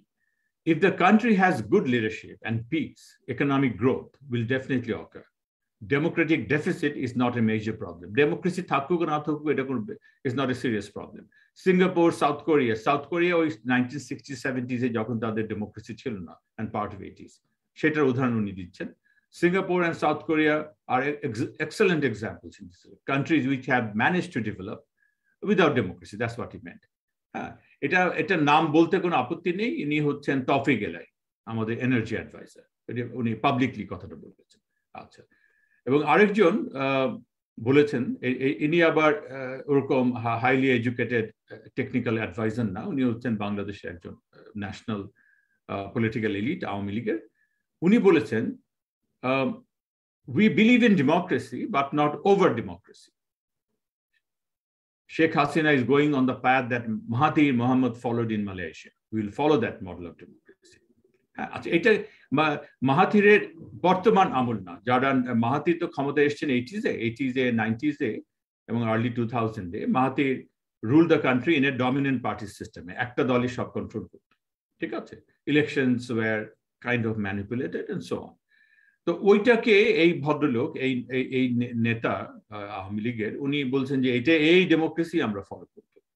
ওকে, আচ্ছা, তো এগুলো দিয়ে ভিশনের কিছু কিছু এলিমেন্টস গুলো আমরা খুঁজে পাই, এবং আমি যেটা বলার চেষ্টা করছি এখানে ভিশনটা হচ্ছে এটা স্ট্র্যাটেজিক ডেভেলপমেন্টাল ভিশন। হ্যাঁ, এটা কোনো ইয়ে না, মানে ডেভেলপমেন্ট ভিশন মানে পুরোপুরি নর্মেটিভ না, স্ট্র্যাটেজিক, যে আমার যেটা কাজে লাগে সেটা আমি ইউজ করবো, যেটা very clear with the first quotation from the technocratic advisor, যে এটা দিয়ে উন্নত করা যায়, সেই জন্য এটা করব। হ্যাঁ, ওই ডেমোক্রেসি এই মুহূর্তে দরকার নেই। আর পরের জন তো তাই বলেই দিলেন মোরলে। তো পরের জন যেটা বলছেন সেটা মালয়েশিয়ান মডেল। স্ট্র্যাটেজিক। এবং মালয়েশিয়ান মডেলে হচ্ছে mix of cronyism and fast economic growth. মানে ক্রোনিজম মানে হচ্ছে যে আমার নিজস্ব লোক লাইসেন্স পারমিট গুলো পাবে, আমার নিজস্ব লোক বেশি বেনিফিট করবে, এটাকে ক্রোনিজম বলে, ঠিক আছে? ক্রোনি ক্যাপিটালিজম বলে। যে capitalist are very close to the political leaders, okay? সবাই পায় না, it's not properly market determined, it's more of politically determined. হ্যাঁ, পলিটিক্যাল ক্যাপিটালিজম বলা যেতে পারে, ক্রোনিজম। এবং এই মালয়েশিয়ান ডেভেলপমেন্টে ছিল mix of cronyism and fast economic growth, alright? এটা in contrast to developmental state of Singapore, South Korea, যেটা প্রথম জন বলছেন, কিন্তু বাংলাদেশ কোনোদিন এটা ফলো করেনি। হ্যাঁ, ওখানে হয় কি, ডেভেলপমেন্ট ভিশন আছে যে আমি আমার ইন্ডাস্ট্রি ডেভেলপ করব, আমার এক্সপোর্ট ডেভেলপ করব, আমার জিডিপি গ্রোথ হিউজলি ডেভেলপ, মানে ফাস্ট ট্র্যাকে হবে। কিন্তু এই ব্যাপারে I will support the business people, I will give them subsidy, I'll give them different kind of help, protection, and so on. But you have to deliver. তুমি আমার ব্যাংকের টাকা নিয়ে বিদেশে পাঠিয়ে দিবে, কাজ করবে না, ইন্ডাস্ট্রি বানাবে না, সেটা হবে না। তুমি যদি সেটা করো, তোমাকে আমি জেলে পাঠাবো, তোমার টাকা নিয়ে নিব। হ্যাঁ, সেটা করবো, যেটা খুব সিঙ্গাপুর ফলো করেছে, সাউথ কোরিয়া ফলো করেছে। They had a disciplined state, মানে meaning, they disciplined the powerful the capitalist elites also. হ্যাঁ, প্রমোট করব, কিন্তু তুমি ঠিক মতো কাজ করবে, প্রফিট করবে, মার্কেট রুলস ফলো করবে, সবই করবে। না করলে ইউর আউট। কোনো 2 নম্বরই করলে, কোনো করাপশন করলে, ব্যাংক ডিফল্ট করলে your out, you'll be put in jail. So they did it very carefully.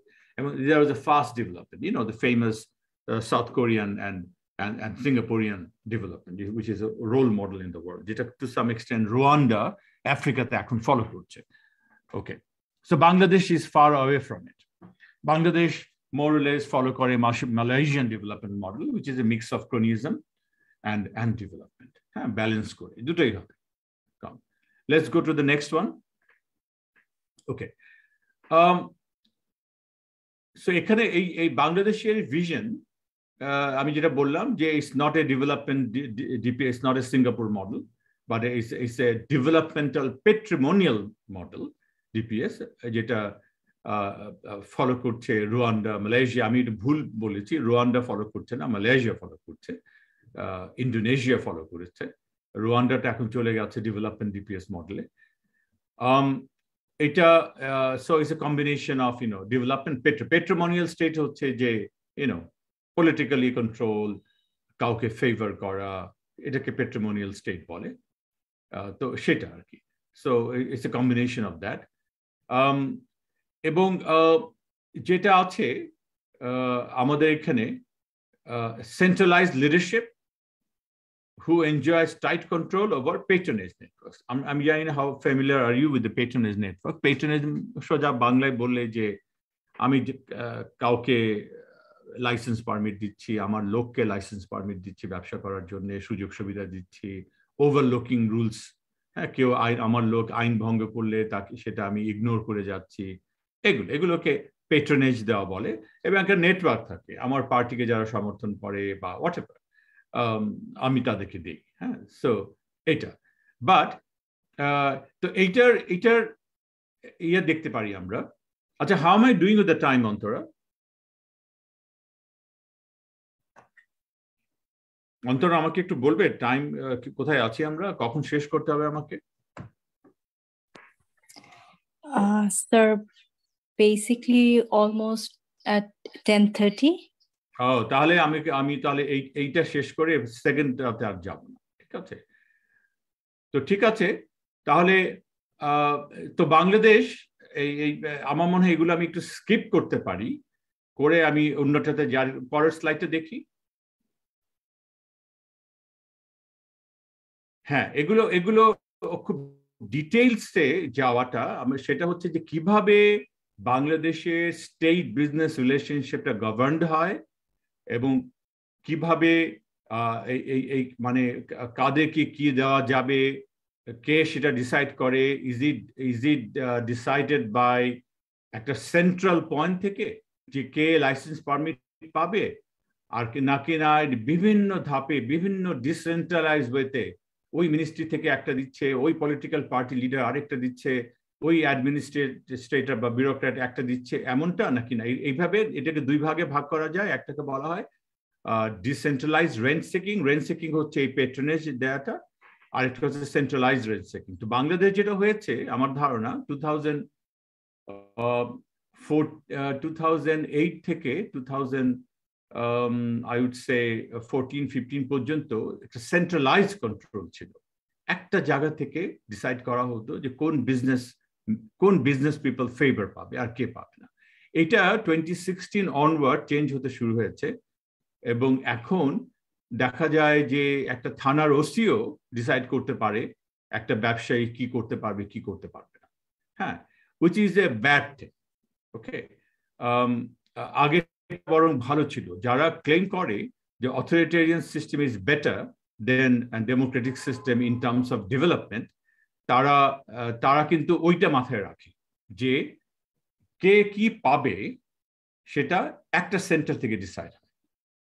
কিন্তু সেটা যদি কাজ না করে, যেটা কাজ করতো সে সাউথ কোরিয়াতে, যেটা কাজ করে সিঙ্গাপুরে এবং রুয়ান্ডাতে, সেটা বাংলাদেশে করে না। বাংলাদেশে এখন যেটা প্রথম দিকে ছিল, কিন্তু এখন সেটা হয়ে গেছে বিভিন্ন জায়গা থেকে লোকজন এটা সুবিধা পাচ্ছে, which is not a good thing. এতে ইকোনমিক এফিসিয়েন্সি কমে আসবে।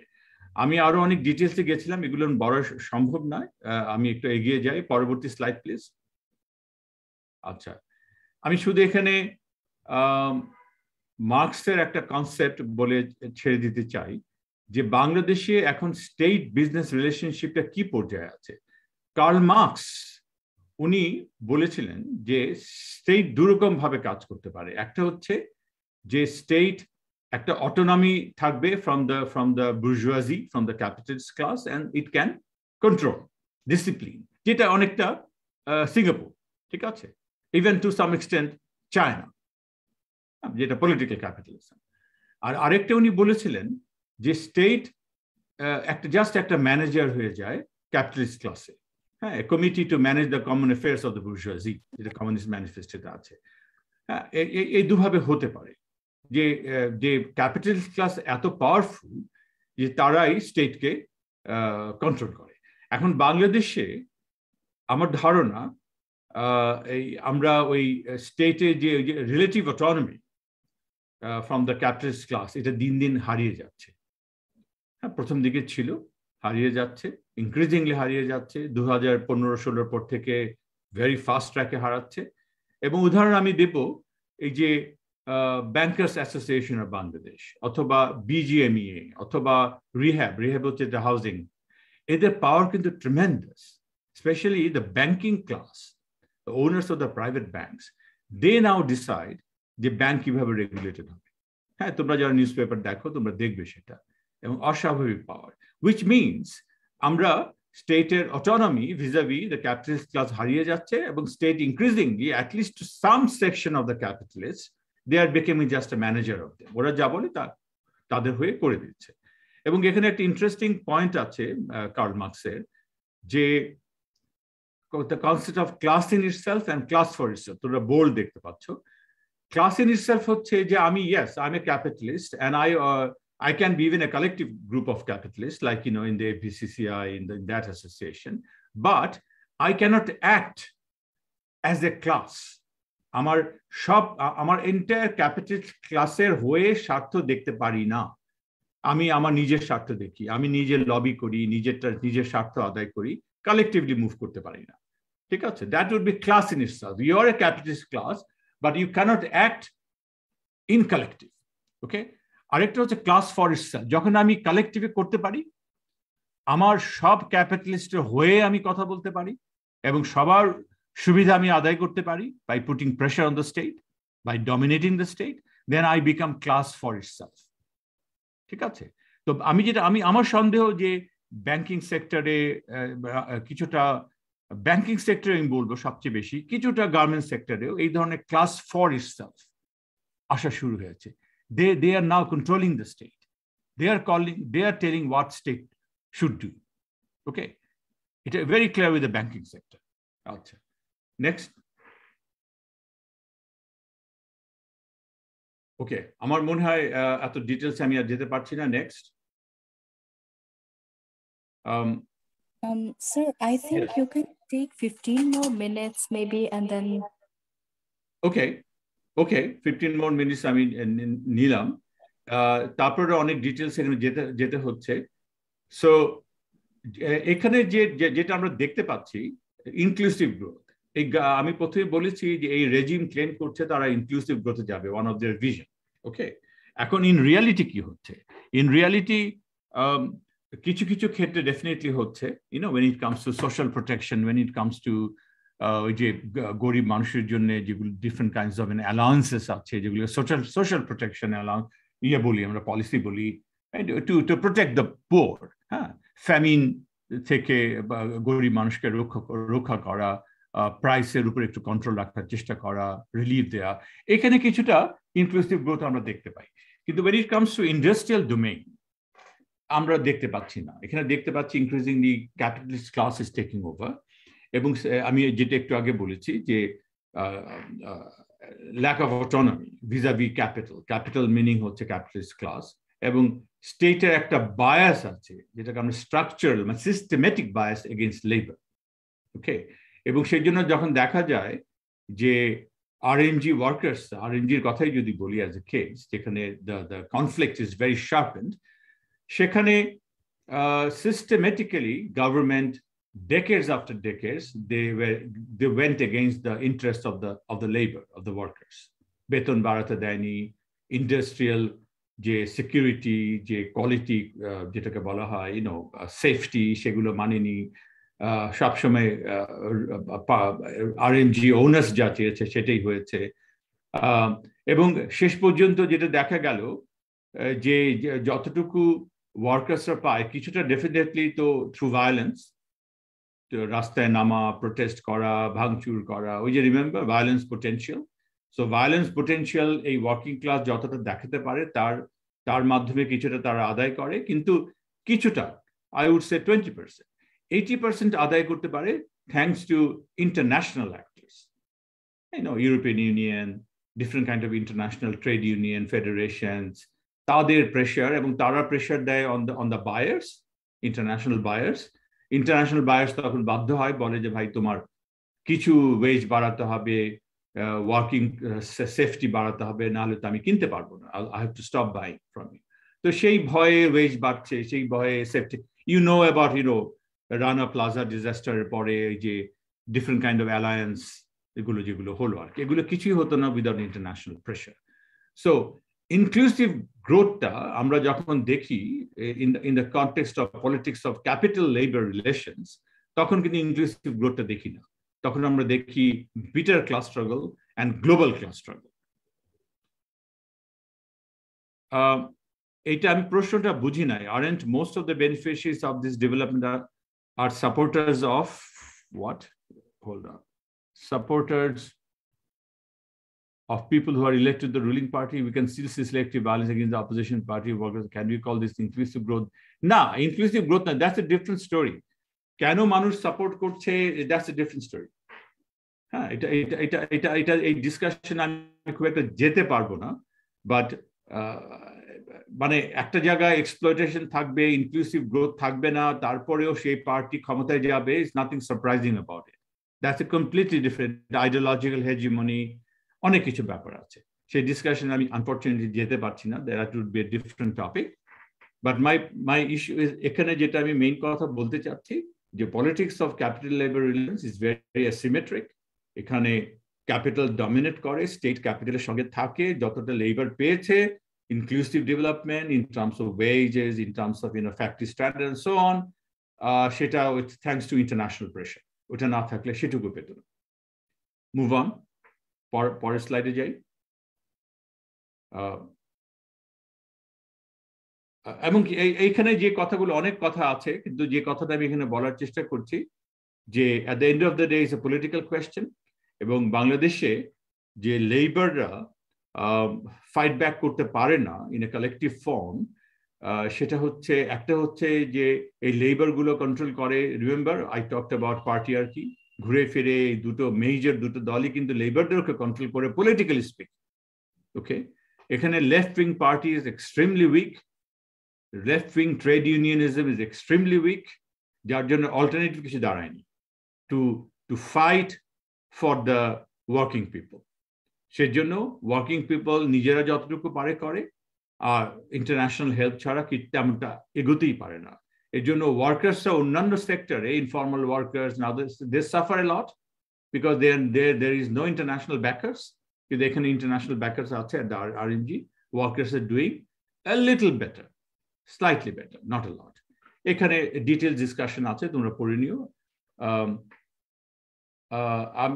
পরবর্তী স্লাইডটা কি? I think I move to আচ্ছা, এইটা বোধহয় আমি আর ঢুকতে পারবো না। It is very interesting, but I cannot. আমি আনঅর্গানাইজড লেবার হচ্ছে অর্গানাইজড পুয়ার, তাই তারা তো ট্রেড ইউনিয়ন আছে, আর তারপরে আছে আনঅর্গানাইজড পুয়ার, বস্তির মানুষরা, তাই তো, ছড়ানো ছিটানো গরিব মানুষ, ইনফর্মাল সেক্টর, সারা শহরে কাজ করছে, এদেরকে আমি বলছি unorganised poor, including the farmers, they are also organised.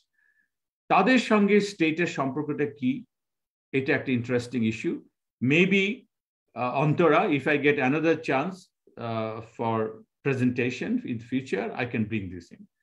Let me stop here and take some questions. Of course, sir. In fact, আমি আপনার permission যদি আমরা পাই, sir, তাহলে we would want to share this slide with all our participants. অনেক details এ বলা আছে. Maybe it would help them to have some context as well. And of course, future এ যদি কোনো session হয়, sir, then you can, take it as well.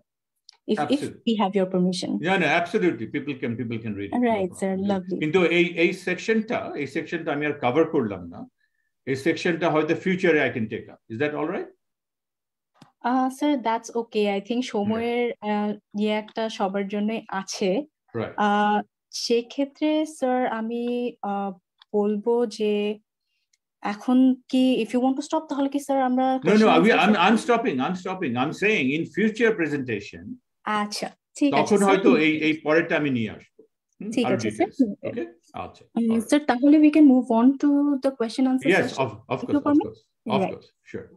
এখন স্যারকে অনেক ধন্যবাদ, অসংখ্য ধন্যবাদ এত অল্প সময়ে এত সুন্দর করে সব থিওরিজ গুলি, প্রিন্সিপালস গুলি আমাদের সাথে শেয়ার করার জন্য, because that really actually helped us contextualize a lot of things in Bangladesh as well as in comparison to some of the other countries sir লেকচারে ছিল।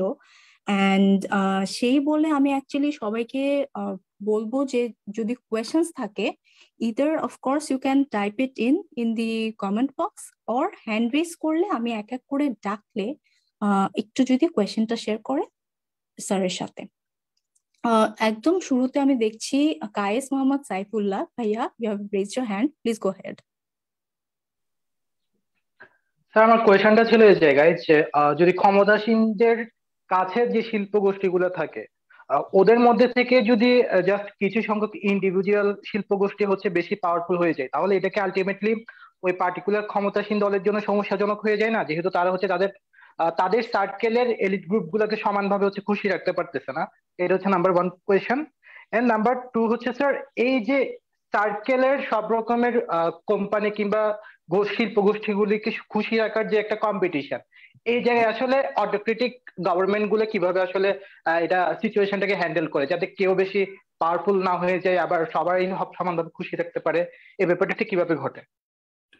আচ্ছা, এই ব্যাপারটা তো বাংলাদেশে তো ঘটছে, একদম যে ঘটছে তা না। বাংলাদেশে অফকোর্স আমরা সবাই জানি কিছু কিছু business individuals R very close to the regime, সেটা আমরা জানি, ডমিনেট করছে। এ নিয়ে বিজনেসম্যানদের মধ্যে অনেক অসন্তোষও আছে, সবই আছে।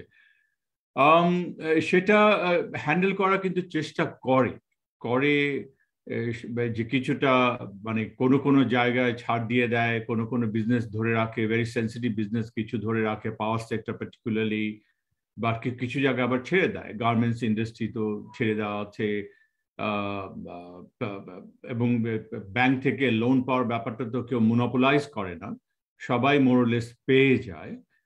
এবং অনেকে ইলিগালি নিচ্ছে, ঠিক মতো দিচ্ছে না, সেগুলো সবাইকে যে ধরা হচ্ছে তাও কিন্তু না। There is no general crackdown. So some people are definitely getting more than others, but business class in general কিন্তু পাচ্ছে। হ্যাঁ, বিজনেস ক্লাসে যেটা হচ্ছে, if you go by the rules, then you are in big problem. You have to break rules. You have to be informal, lobbying, connections, most very powerful business যারা very close to the government, তাদের সঙ্গে সম্পর্ক রাখা, এগুলো করে করে তাদেরকে বেঁচে থাকতে হয়। যে ডিটেলসটা কিছুটা আমার ওখানে আছে, এই আমি বলে আসতে পারিনি। আমার স্লাইডগুলো if you go back to the slide you'll see যে এই ইস্যুসগুলো ওখানে আমি কিছুটা নিয়ে এসেছি। So our authoritarian management will be better to deal with this for sure. Competitive ফেজেও একই ব্যাপার ছিল, কিন্তু কম্পিটিটিভ ফেজে যেটা ছিল কিছু বিজনেস যারা অপোজিশনের সঙ্গে অ্যালাইন্ড তারা ওয়েট করতো 5 বছর পর তো আমরা পাবো। এখন তো কেউ আর ওয়েট করতে চায় না, কারণ ওই ইনসেন্টিভটা নেই, 5 বছর তার আসে না। তো যেটা হয় তারাও এখন মোরলেস সবাই তাদের পলিটিক্যাল আইডিওলজি চেঞ্জ করে দিয়েছে। অনেকে নিউট্রাল থাকার চেষ্টা করেছিল, এখন নিউট্রালও থাকা যাচ্ছে না। They are aligning with the ruling party নানাভাবে। That's what has happened. Business ক্লাসে যে একটা বাইপার্টিজান ব্যাপার ছিল, belonging to 2 different parties, remaining loyal to 2 different, ওটা এখন আর নেই। That's a serious liability. এখন সবাই একটা পার্টির সঙ্গেই more or less direct or indirectly belong করে। এটাই হয়েছে অথরিটেরিয়ানিজমের effect on the business class. Any other question? Right. Moving on to Shahrin Apu, please unmute yourself and ask your question. কথা শোনা যাচ্ছে? যাচ্ছে। জি, থ্যাংক ইউ স্যার, প্রথমে এত ইনডেপথ একটা প্রেজেন্টেশন আমাদেরকে দেওয়ার জন্য। আর আমি এখন পলিটিক্যাল সায়েন্সে পড়তেছি 4th ইয়ারে, তো ইভেন আমার কাছেও অনেক শব্দ অনেক নতুন লাগছে। তো ইট ওয়াজ ভেরি ইন্টারেস্টিং। এই শব্দটা মানে খুবই কম হবে ব্যাখ্যা করার জন্য যে ক্লাসটা কতটা ইন্টারেস্টিং রেখেছিল। কিন্তু আমার কোয়েশ্চেনটা ছিল যে স্যার আপনি বলতেছিলেন যে বাংলাদেশের যে অবস্থা সব মিলায় বলা যেতে পারে যে আমরা ডিপিএস এর ইয়েতে আছি, কিন্তু অথরিটারিয়ানিজমটা বেশি। সরি, বাট আমাদের দেশে এটাও দেখা যাচ্ছে যে সিটিজেনরা নেগেটিভ যে কি রাইটস গুলো, যেমন নেগেটিভ রাইটস গুলোকে তারা তুলনামূলক কম ইম্পর্টেন্স দিচ্ছে, তারা পজিটিভটাকে বেশি দিচ্ছে, যেমন খাদ্য, বস্ত্র, বাসস্থান, ওইটার কথা। তো যদি এইরকম হয় তো ডেভেলপমেন্ট আসতেছে, কিন্তু তার সাথে অ্যাকাউন্টেবিলিটি তাহলে কিভাবে আসে? যখন ভোটিং পাওয়ারটা যেটা হচ্ছে মানুষ পলিটিক্যাল পাওয়ারদের যেটা একটা ফিয়ার থাকে যে যদি ভালো কাজ না করি নেক্সট টাইম আমি নির্বাচিত হব না, তো যদি এই পাওয়ারটা কমে যায় তাহলে আমাদের পজিটিভ রাইটস গুলি পাওয়ার সম্ভাবনা কতটুকু থাকে, বা এটা কি ধীরে ধীরে কমে যায় কিনা? আচ্ছা, It's a very good question. Accountability একটা তো ইলেকশন, যে নেগেটিভ লিবার্টি থেকে অ্যাকাউন্টেবিলিটি যেটা ইনশিওর করা যায়, যে ইলেকশনের ব্যাপার আছে। আরেকটা আছে ইন্টারনাল টু দ্য স্টেট, যে bureaucrats are accountable, rules follow করছে। এগুলো পার্লামেন্টের কাছে political executive meaning the prime minister and the cabinet accountable. এগুলো খুব ডিসফাংশনাল আমাদের দেশে। এগুলো অ্যাকাউন্টেবিলিটি এনশিওর করতে পারে না। যেটা অ্যাকাউন্টেবিলিটি এনশিওর করে, যখন আমার ইলেকশনে জেতাটা আর হারবো কি জিতবো এগুলো যে আমার কাছে কোনো ফ্যাক্টর না, আমি জানি what I can do, how can I control election, তখন ওই অ্যাকাউন্টেবিলিটি, ইলেকট্রাল অ্যাকাউন্টেবিলিটি আর কাজ করছে না। কিন্তু তারপরেও কিন্তু এক ধরনের অ্যাকাউন্টেবিলিটি কাজ করে, সেটা হচ্ছে যেটা চায়নাতেও আছে। চায়নাতেও সেই অর্থে ইলেকশন হয় না, কমিউনিস্ট পার্টির ভেতর ইলেকশন হয়, ন্যাশনাল লেভেলে বলি, কিন্তু চাইনিজ গভর্নমেন্ট কিন্তু অ্যাকাউন্টেবল। এই খুব রিসেন্টলি আমি অসংখ্য উদাহরণ দিতে পারবো। একটা মোস্ট রিসেন্ট উদাহরণ হলো যে কোভিড রেস্ট্রিকশন। চায়না তো অসম্ভব কোভিড রেস্ট্রিক্টেড কান্ট্রি, তো এটা নিয়ে হঠাৎ করে হাজার হাজার প্রোটেস্ট হয়ে গেল লাস্ট মান্থ, এবং চাইনিজ গভর্নমেন্ট রিঅ্যাক্টেড টু ইট এবং দে চেঞ্জ দেয়ার পলিসি। তারা রিল্যাক্স করা শুরু করে দিয়েছে। রিল্যাক্স করাতে এখন যেটা হচ্ছে, এখন দিনে 5 লক্ষ লোক ইনফেক্টেড হচ্ছে। এখন চাইনিজ লোকরাই বুঝবে it wasn't a good thing to demand. Maybe they will compromise. They will say, okay, fine, go back to your strict policy. But my point is, Chinese government, যেটা কোনো electoral accountability এর মধ্যে নেই, তারা কিন্তু respond করছে to the citizen demand through protest. Okay? এটা হয়। বাংলাদেশেও আছে। বাংলাদেশেও অনেক protest, government react করে। লকডাউন, যেটা আমি বলতে পারলাম না, আমি ভবিষ্যতে বলতে পারবো, আমার সেকেন্ড পার্ট যেটা ছিল প্রেজেন্টেশনের।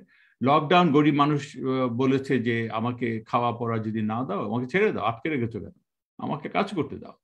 অ্যান্ড বাংলাদেশ পলিটিক্যাল যে রুলিং পার্টি সেটা মেনে নিল। So that was some degree of accountability. এখানে এই ধরনের অনেক ধরনের অ্যাকাউন্টেবিলিটি আছে।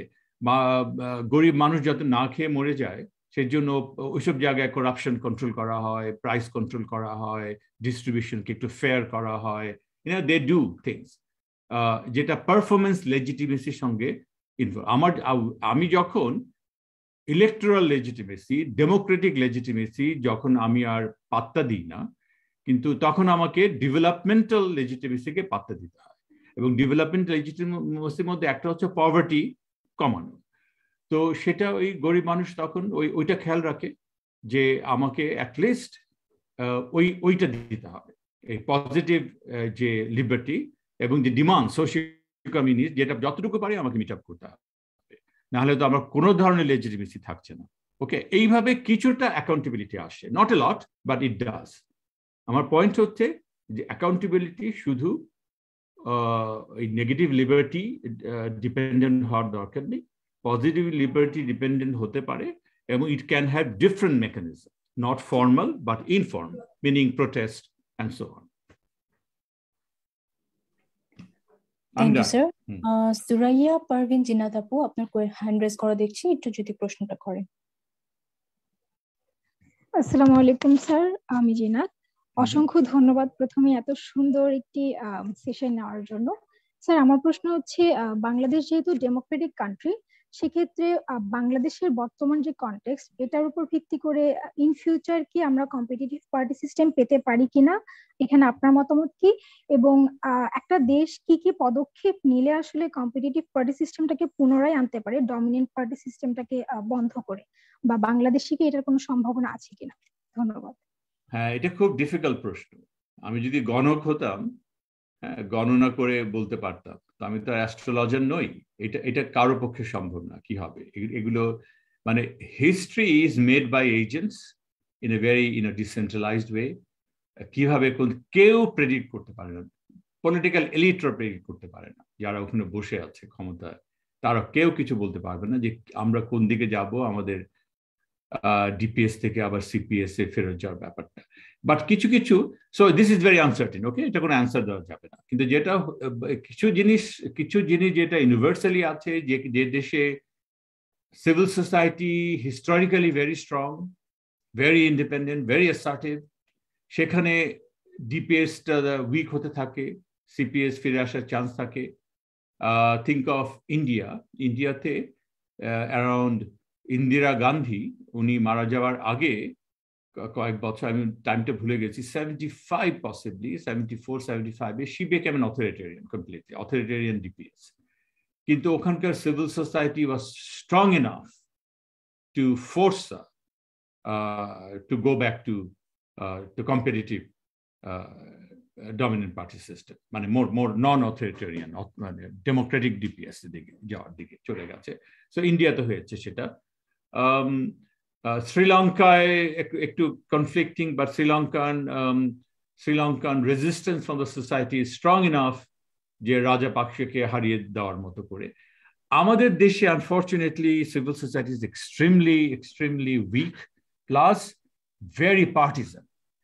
মানে আমি যদি নিজেই সিভিল সোসাইটি হয়ে একটা দলের, খুব ক্রুড ভাষায় বললে চামচামি করি, একটা দলের প্রতি লয়াল হই, ডেমোক্রেসির প্রতি লয়াল না হই, তাহলে সেই দেশে কম্পিটিটিভ পার্টি সিস্টেম ফিরিয়ে আনা is very difficult.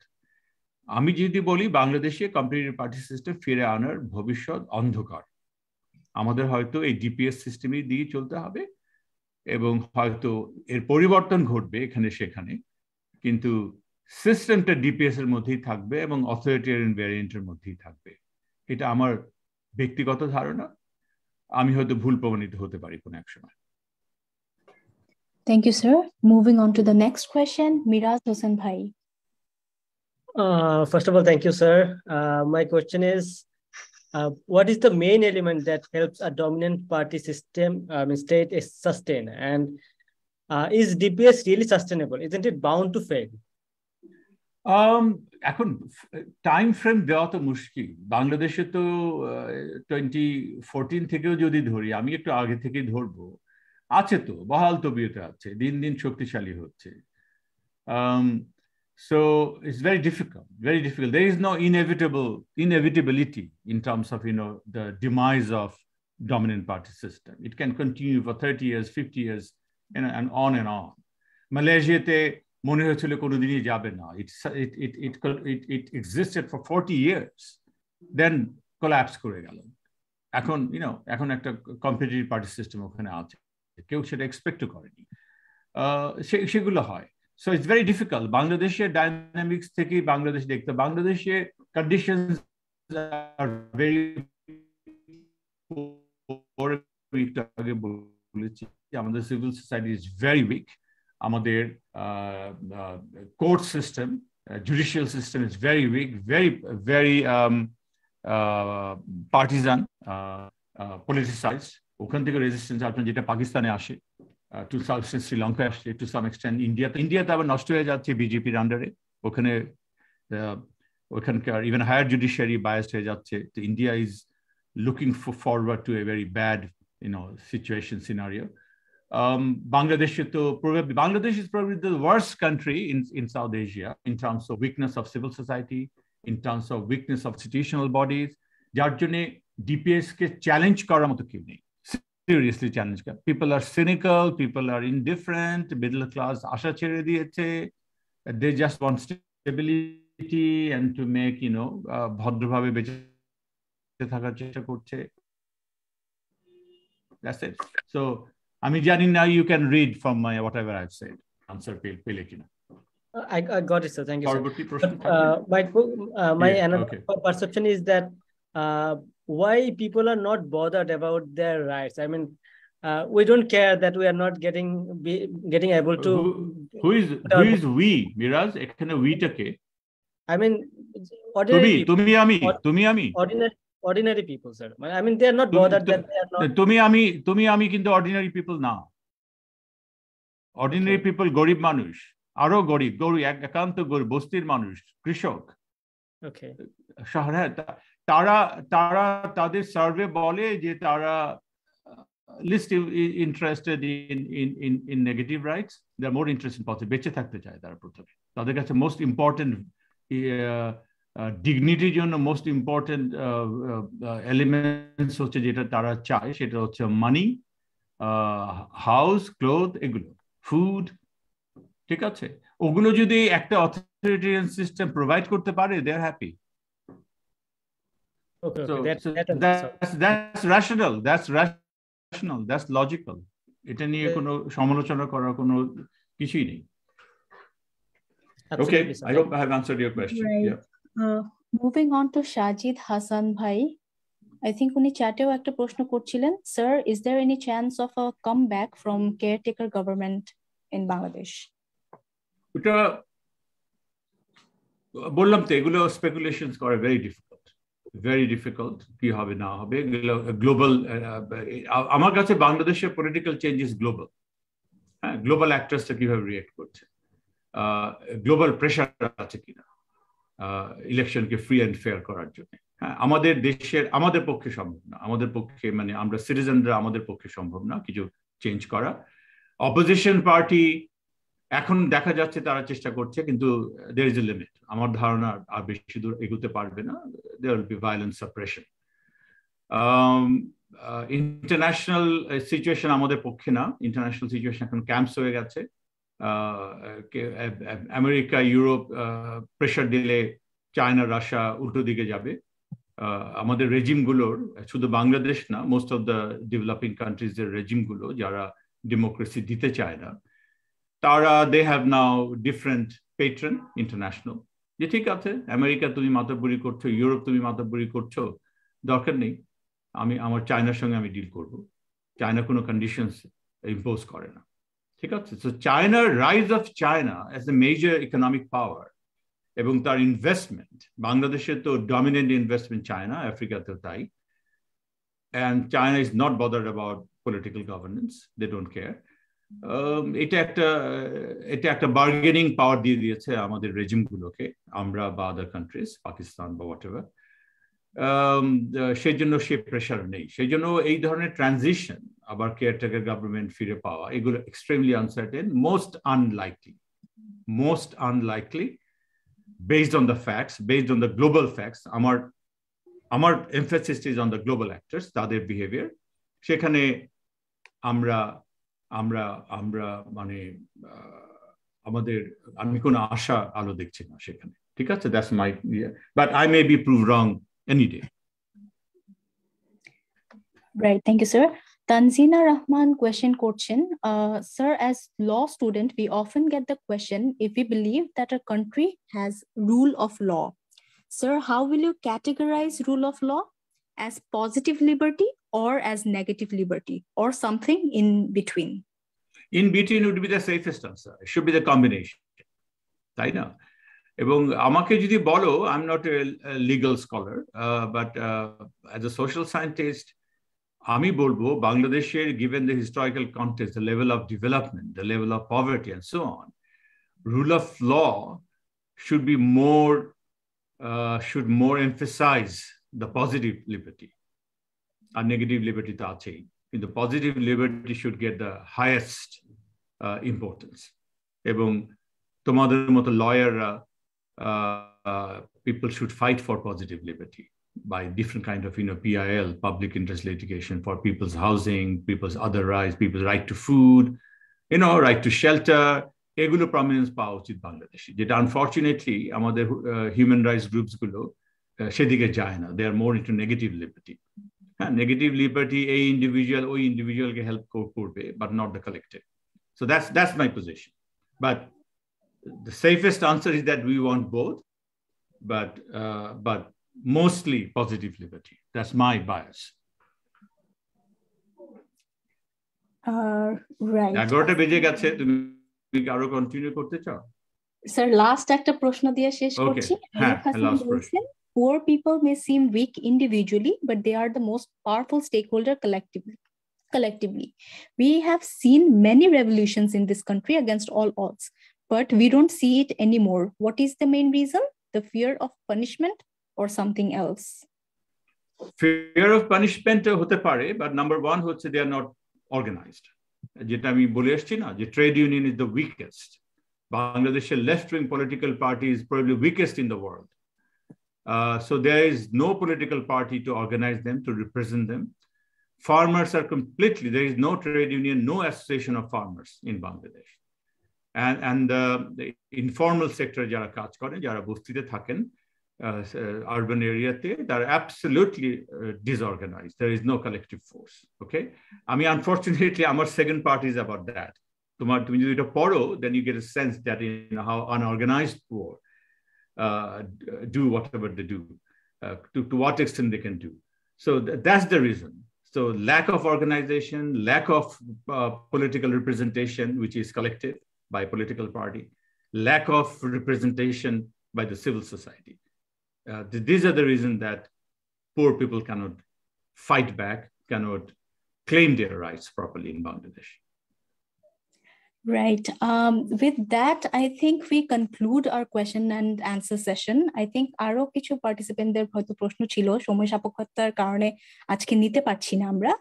But sir, thank you very much. We are at YPF, we are very glad to have connected someone as experienced as you with our learners.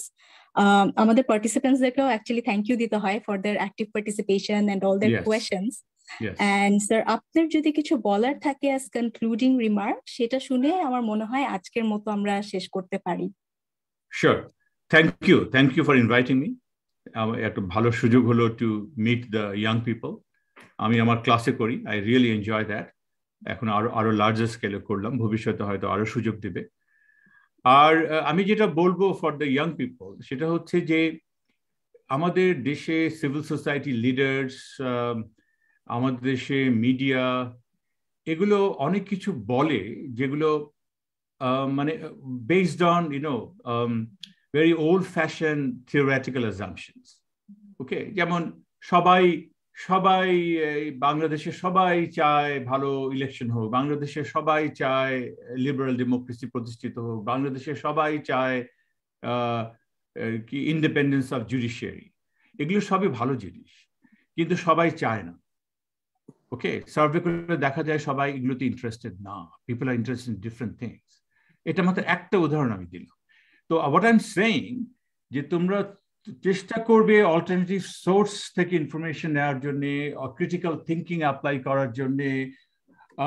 আমাদের এই senior স্কলার্সরা, well established ইন্টেলেকচুয়ালরা কি বললো সেটাকে মেনে নিতে হবে এমন কোনো কথা নেই। কোয়েশ্চেন দেন, তাদের অ্যাজাম্পশন নিয়ে চিন্তা করো। এই ব্যাপারগুলো, একটা critical open mindedness is very important in Bangladesh, যেটা আমাদের এডুকেশন সিস্টেমের জন্য, not only education system, not only I shouldn't blame the universities only for that, but I also blame the civil society leaders, the knowledge leaders, cognitive leaders, journalists, different human rights groups. এরা আটকে আছে সব প্রাচীন চিন্তা, নতুন চিন্তা ভাবনা নেই, reflection নেই from other countries. Why China is so popular with its citizens? পৃথিবীর মধ্যে যে মানে যখন পিউ রিসার্চ হয়, গ্লোবাল রিসার্চ, তখন দেখা যায় যে চাইনিজ সিটিজেন সবচেয়ে বেশি পছন্দ করে তাদের সরকারকে সারা পৃথিবীর মধ্যে। অন্যান্য দেশের সিটিজেন তাদের সরকারকে এত পছন্দ করে না। Why is that? এই প্রশ্ন করতে হবে, কেন চাইনিজ সিটিজেন তাদের গভর্নমেন্টকে পছন্দ করে। এই যে ব্যাপারগুলো, এগুলো অসম্ভব ক্রিটিক্যাল ইস্যুজ আছে, যেগুলো always question the dominant thinking, always question আমাদের এস্টাবলিশড ইন্টেলেকচুয়ালস কি বলছে। হ্যাঁ, এগুলো কোয়েশ্চেন করতে হবে। এর জন্য তোমাদেরকে পড়তে হবে, ডিফারেন্ট সার্ভেস গুলো দেখতে হবে, এম্পিরিক্যাল ওয়ার্ল্ডে যেতে হবে, কমন সেন্স অ্যাপ্লাই করতে হবে, ক্রিটিক্যাল কমন সেন্স অ্যাপ্লাই করতে হবে। So this is my request to you younger people. Thank you. Thank you so much. It was a very nice, provoking closing remark actually. Thank you very much, sir. সবাইকে ধন্যবাদ আমাদের সাথে থাকার জন্য। এই বলে আজকের সেশনটি শেষ করতে চাচ্ছি। ধন্যবাদ। Thank you. Thank you. শুভরাত্রি। শুভরাত্রি।